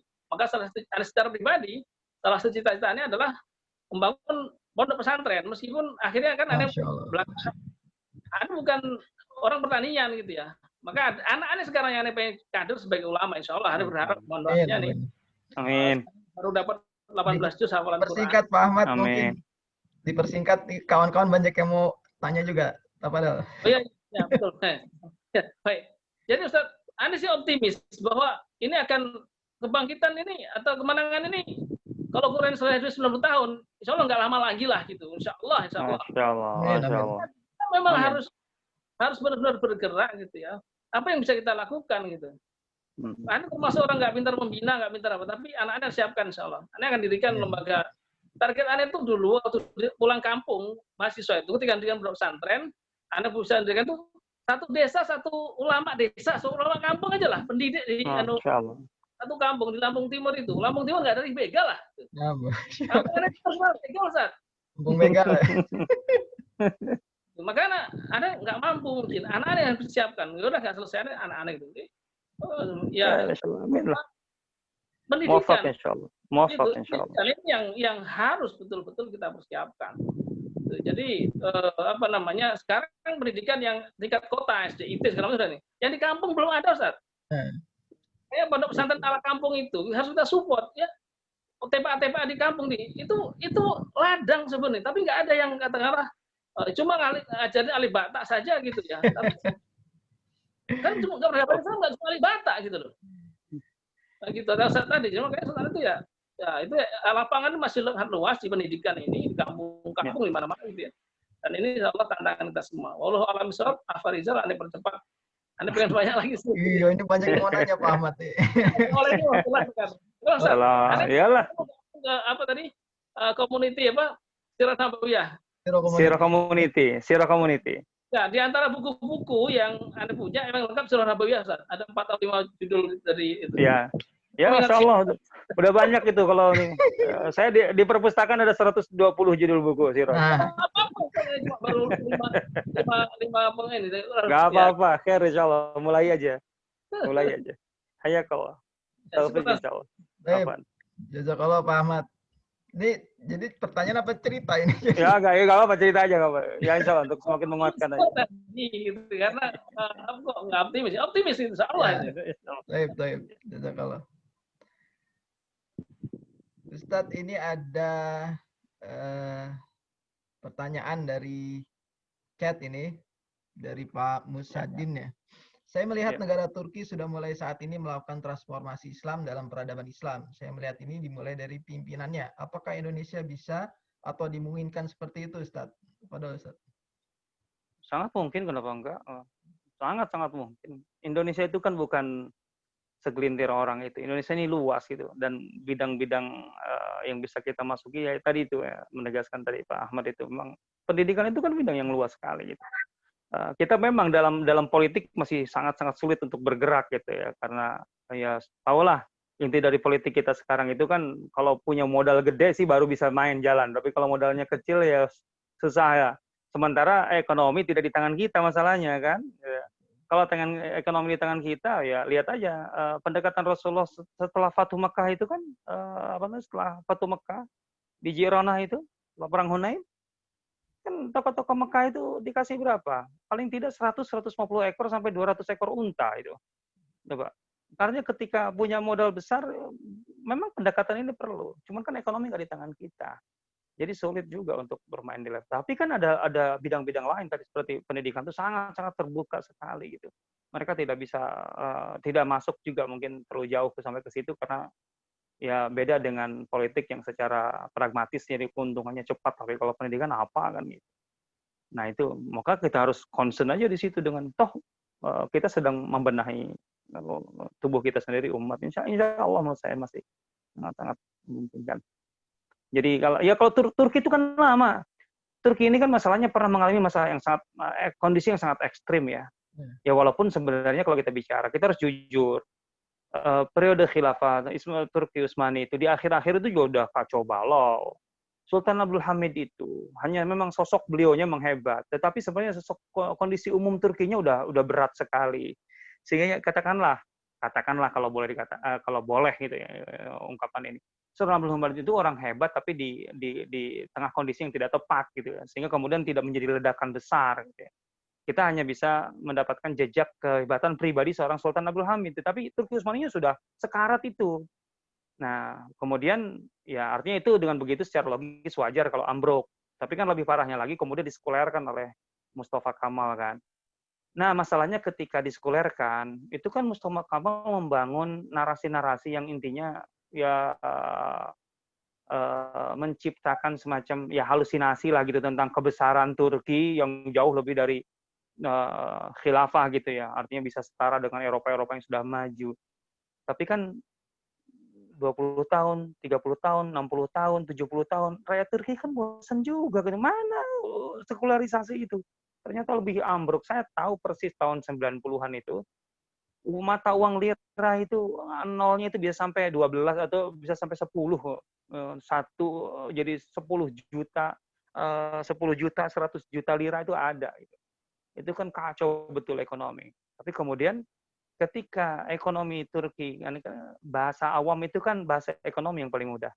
Ketika ekonomi Turki diperbaiki dan yang memperbaikinya itu adalah orang-orang yang punya orientasi Islam yang kuat, Erbakan dan seterusnya, kemudian Erdogan. Ya akhirnya mereka melihat bahwa Islam lebih bisa diharapkan ketimbang sekuler. Jadi Turki itu kan secara publik mereka sudah muak, sudah muntah itulah dengan sekuler. Nah kita lagi sedang hangat-hangatnya pelukan dengan sekulerisme gitu loh. Jadi seakan-akan kalau menjauhi dari agama itu semakin maju. Kita lagi sedang kayak gituan, padahal Turki lagi muntah mual-mualnya itu gitu loh.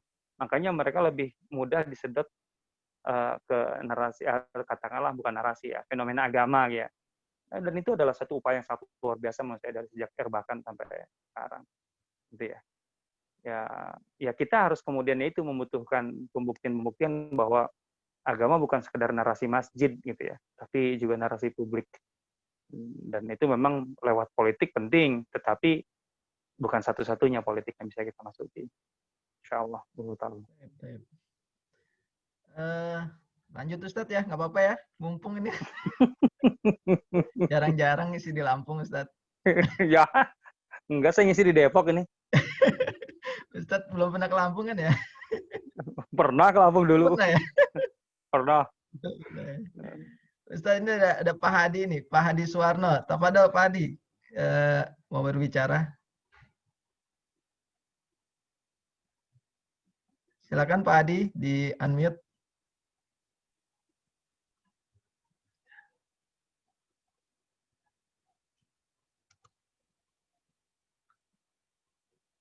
Ya enggak. Ada respon? Ya, silakan Pak Hadi.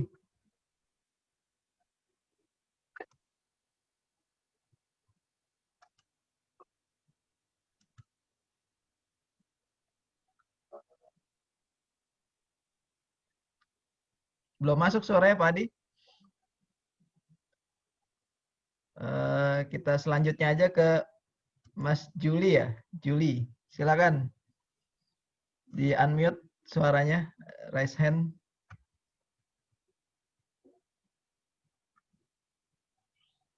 Silakan Pak Juli.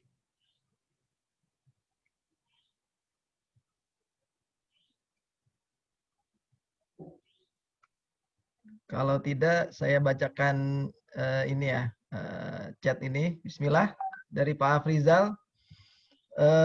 Karena manusia adalah makhluk ikhtiar, maka bagaimana bisa kita memenangkan suatu kekuasaan yang legal seperti negara tanpa didukung oleh kekuatan ekonomi? Dan untuk menguasai perekonomian di suatu area, bagaimana bisa bila organisasi dakwahnya belum bersatu secara ekonomi?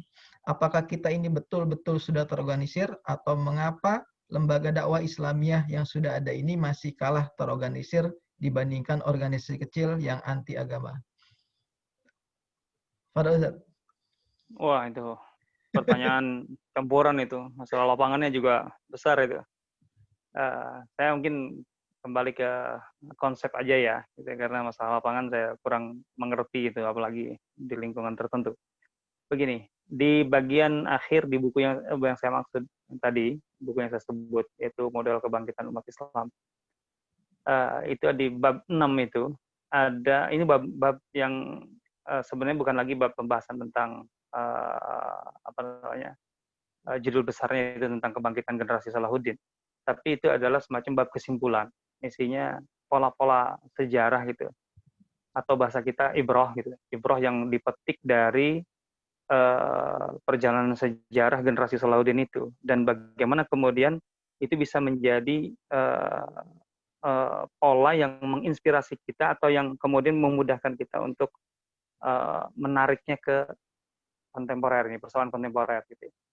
Di situ salah satunya, satu pembahasannya bahwa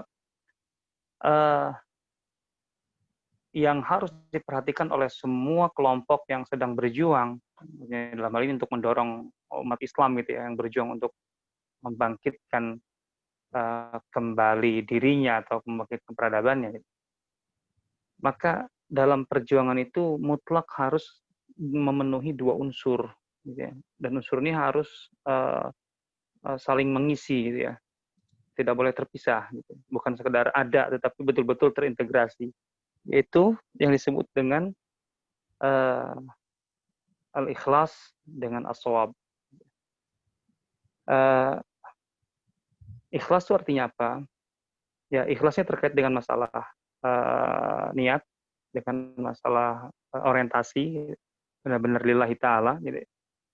Jadi di situ kekuatan iman, kekuatan ruhiyah, kekuatan apa, itu harus menjadi modal itu. Itu yang kemudian melahirkan ikhlas, unsur ikhlas.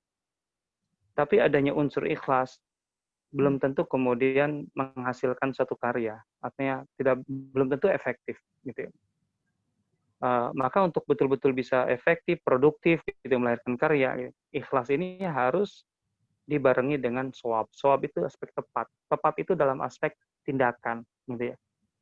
Jadi kalau sekedar ikhlas tapi tidak shawab, gitu, maka tidak akan menghasilkan apa-apa.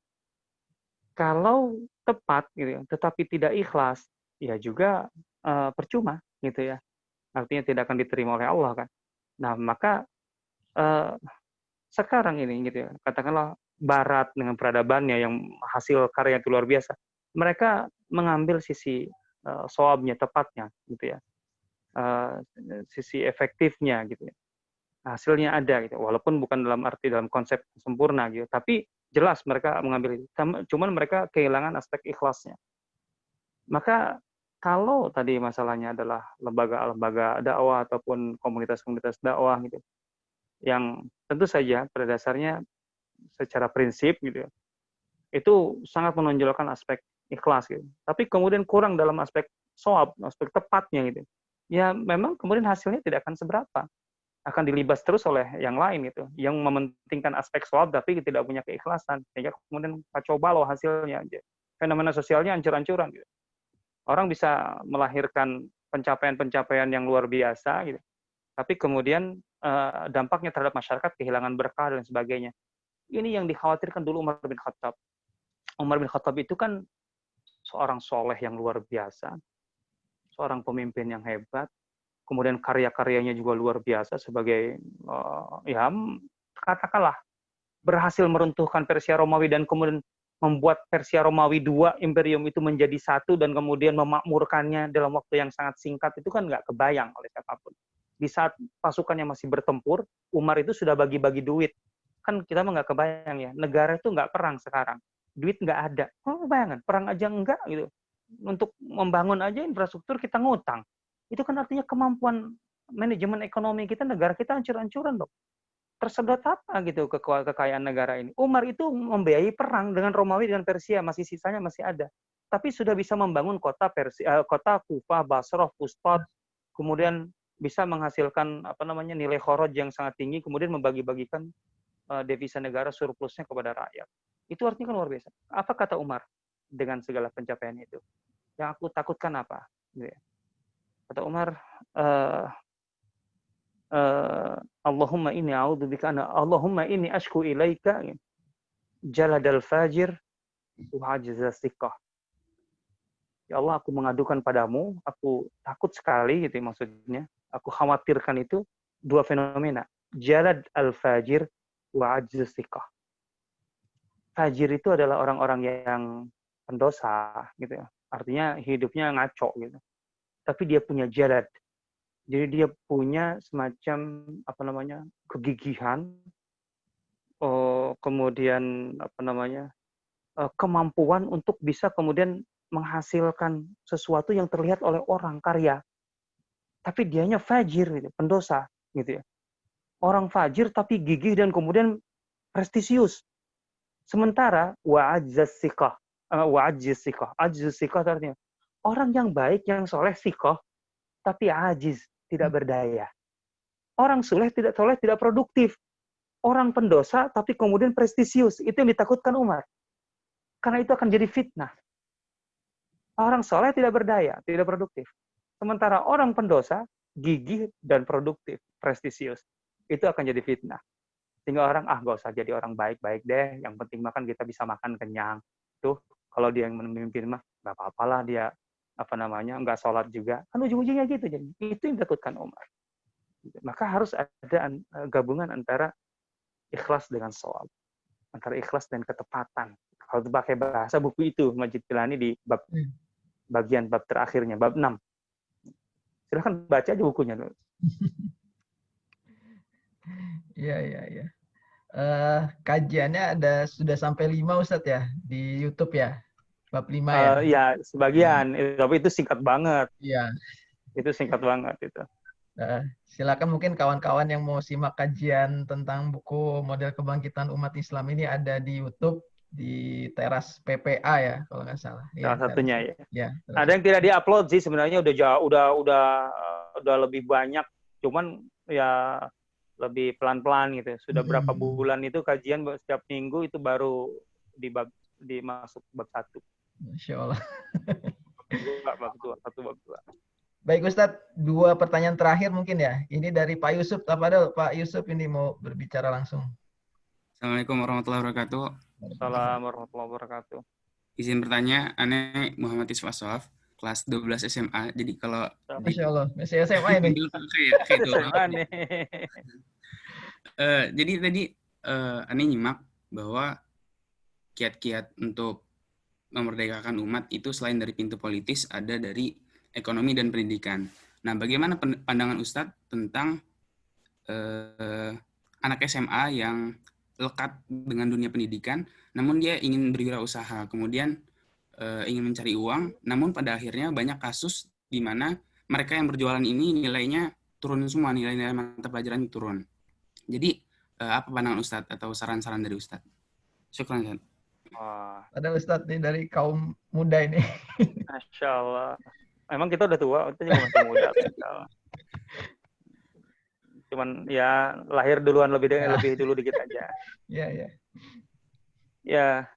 Ya tentu ini masalahnya lebih kepada tekad ya, gitu. Artinya aspek ruhnya harus diperkuat lah, gitu ya. Artinya kan itu lebih diakibatkan benturan kelihatannya itu. Artinya antara fokus ke pendidikan atau fokus ke wirausaha gitu ya. Artinya kenapa harus mengorbankan sisi akademik gitu untuk pencapaian ekonomi gitu ya.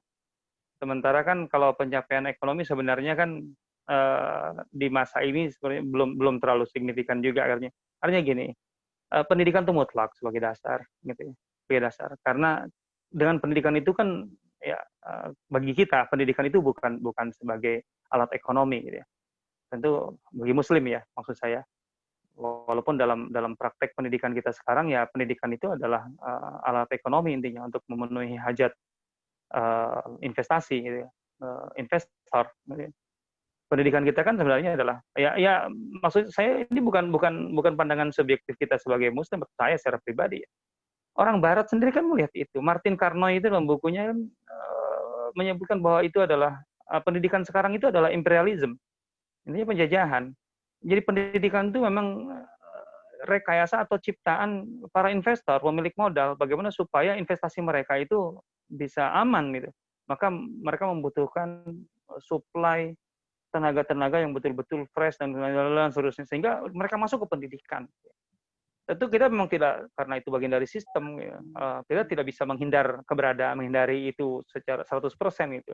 Sulit. Ya. Kecuali kalau memang dari sejak awal kita ingin menciptakan lingkungan pendidikan sendiri, tapi itu membutuhkan effort yang sangat luar biasa besar.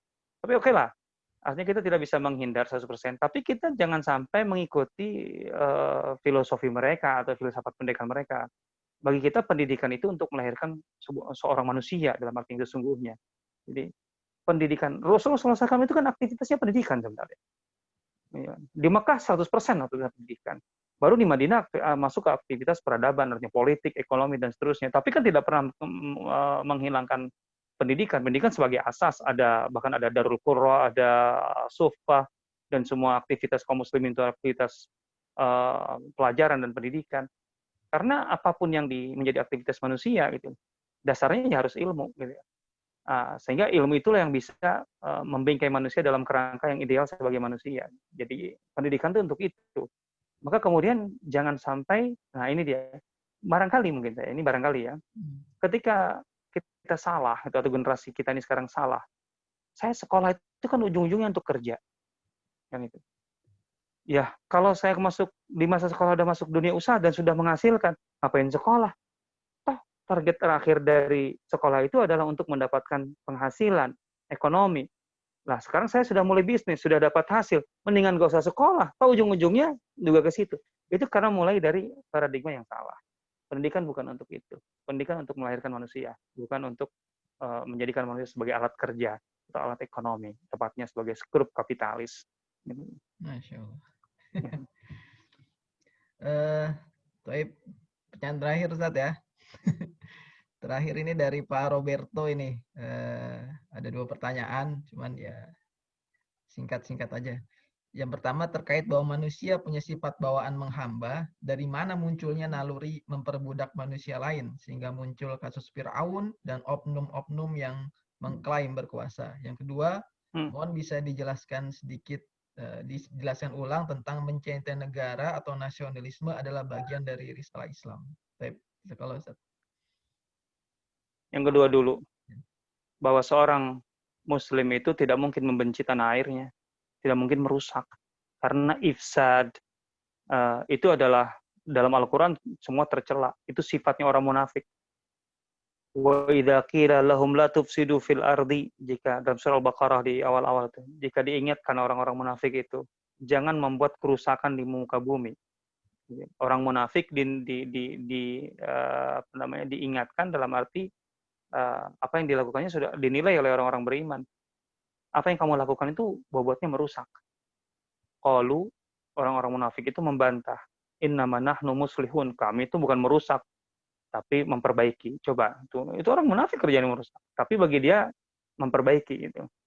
Ini adalah demi mengembangkan negara, cinta negara. Itu tuh omong kamuflase aja. Tapi esensinya adalah merusak gitu ya. Begitu juga contohnya ketika musuh para nabi itu kan perusak bumi, perusak di muka bumi. Nabi Saleh itu kan, wa kana fil madinati tis'atu rahtin yufsiduna fil ard wala yuslihun. Di negeri itu di mana Nabi Saleh berdakwah itu ada tis'atu rahtin, ada 9 orang yang berkelompok gitu loh. Artinya mereka ini geng gitu, mafia ini, dia 9 ini. Yufsiduna fil ard, mereka membuat kerusakan di muka bumi dan tidak pernah memperbaiki. Jadi mereka ini elit, punya kekuasaan, punya kendali, tapi mereka terlibat dalam sindikat, mafia gitu, yang membuat kerusakan, sehingga sampai mereka lah yang membunuh unta Nabi Saleh dan seterusnya gitu. Melawan dakwah para nabi untuk memperbaiki. Nah, jadi itu jelas itu. Maka ketika kita berada di Indonesia sebagai negara Indonesia, seorang Muslim itu pasti akan berpikir bagaimana saya bisa memperbaiki Indonesia ini dari segala kerusakan. Maka orang Muslim itu punya patokan yang sangat jelas. Mana yang ma'ruf, mana yang baik, mana yang mungkar. Ya'muruna bil ma'ruf wa yanhauna 'anil munkar, itu kan karakter dasar Muslim.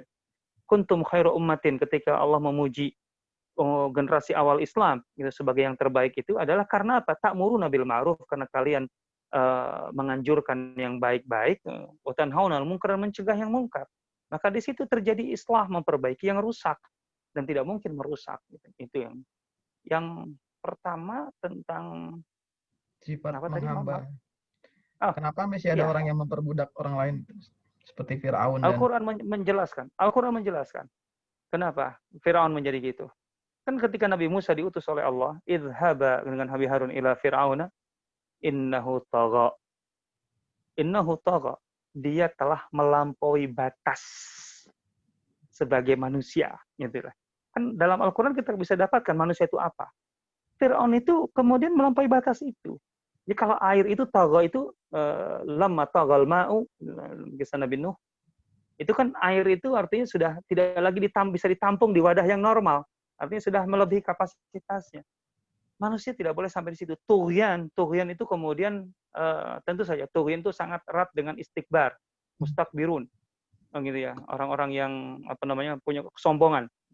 Orang sombong itu kan melewati batas kiber, itu melewati batas normal kapasitasnya kan.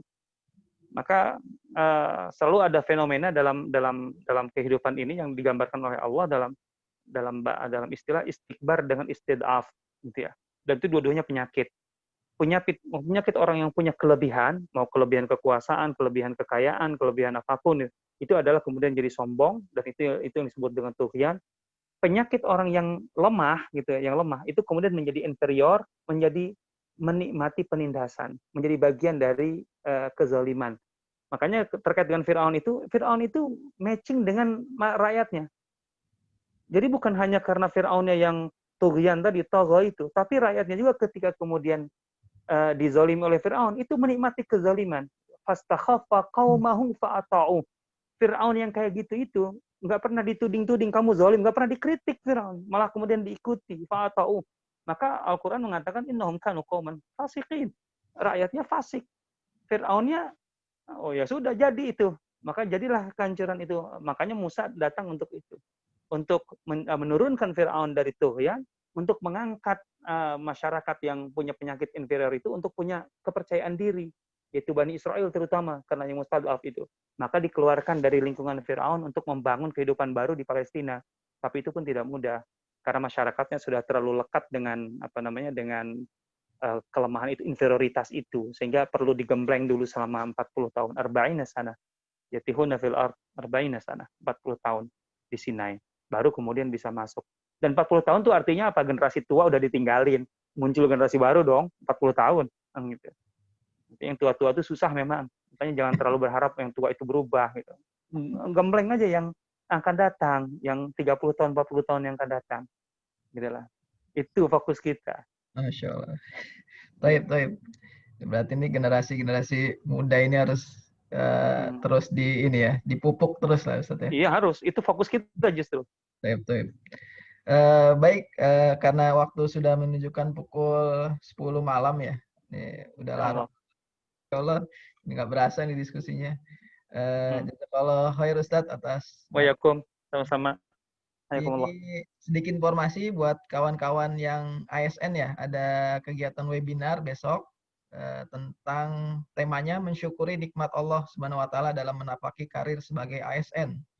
Hari Ahad tanggal 30 Agustus jam 9.30 sampai 11.30 dengan narasumber keynote speech Ustadz Miroji.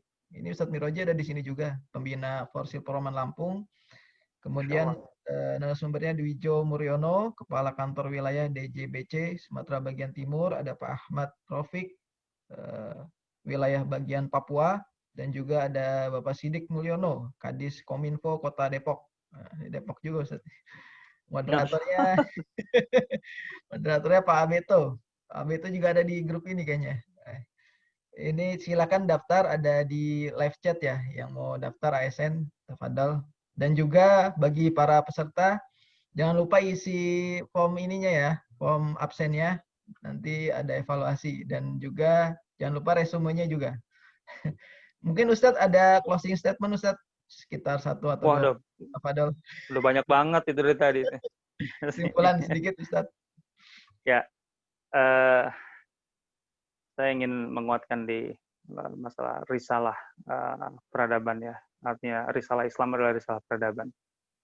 Rasulullah SAW itu hijrah dari Mekah ke Madinah bukan semata-mata karena beliau akan dibunuh atau menghindari pembunuhan. Tapi jelas beliau memang sudah merencanakan hijrah beberapa tahun sebelum itu. Dan tentu saja itu adalah hasil evaluasi yang sangat mendalam dari Rasulullah tentang pelaksanaan atau perkembangan Islam, dakwah Islam di Mekah. Yang intinya, sampai tahun ke-13 itu, Islam sudah atau dakwah Islam sudah merambah begitu luas lapisan-lapisan masyarakat di Mekah dan bahkan dari luar Mekah. Tapi Islam masih pada level individu, diyakini sebagai sebuah tatanan akidah, tatanan pelaksanaan syariah, gitu. Dan kemudian membentuk pribadi-pribadi yang luar biasa yang berbeda dari jahiliyah.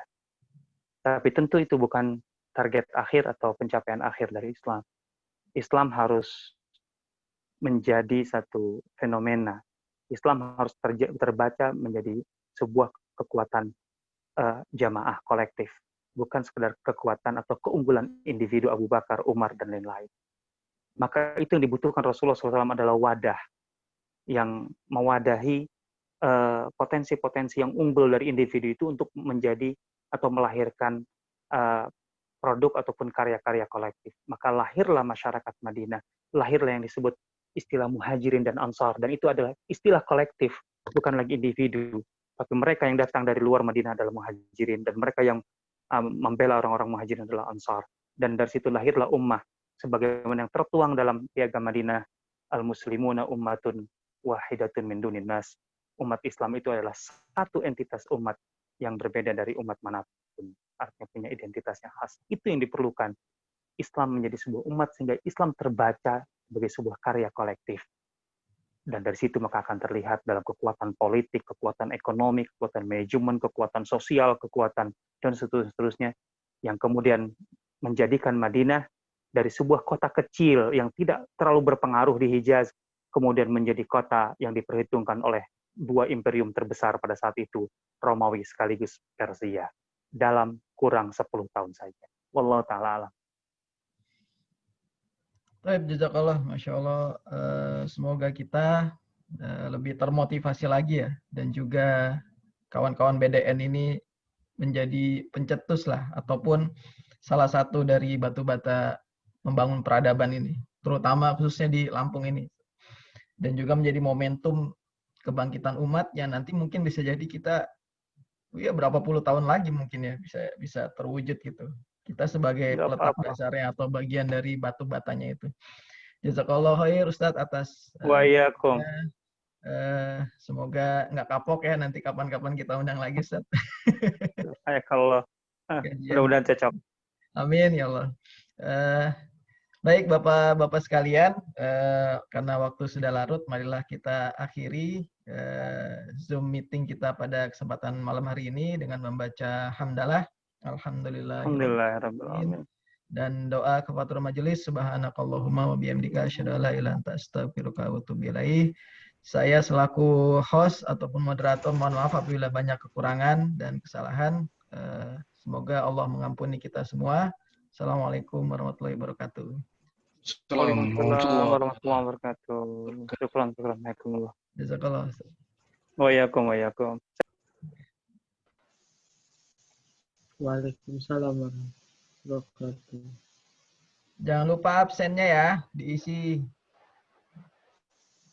Oke. Siap. Nggak ada linknya.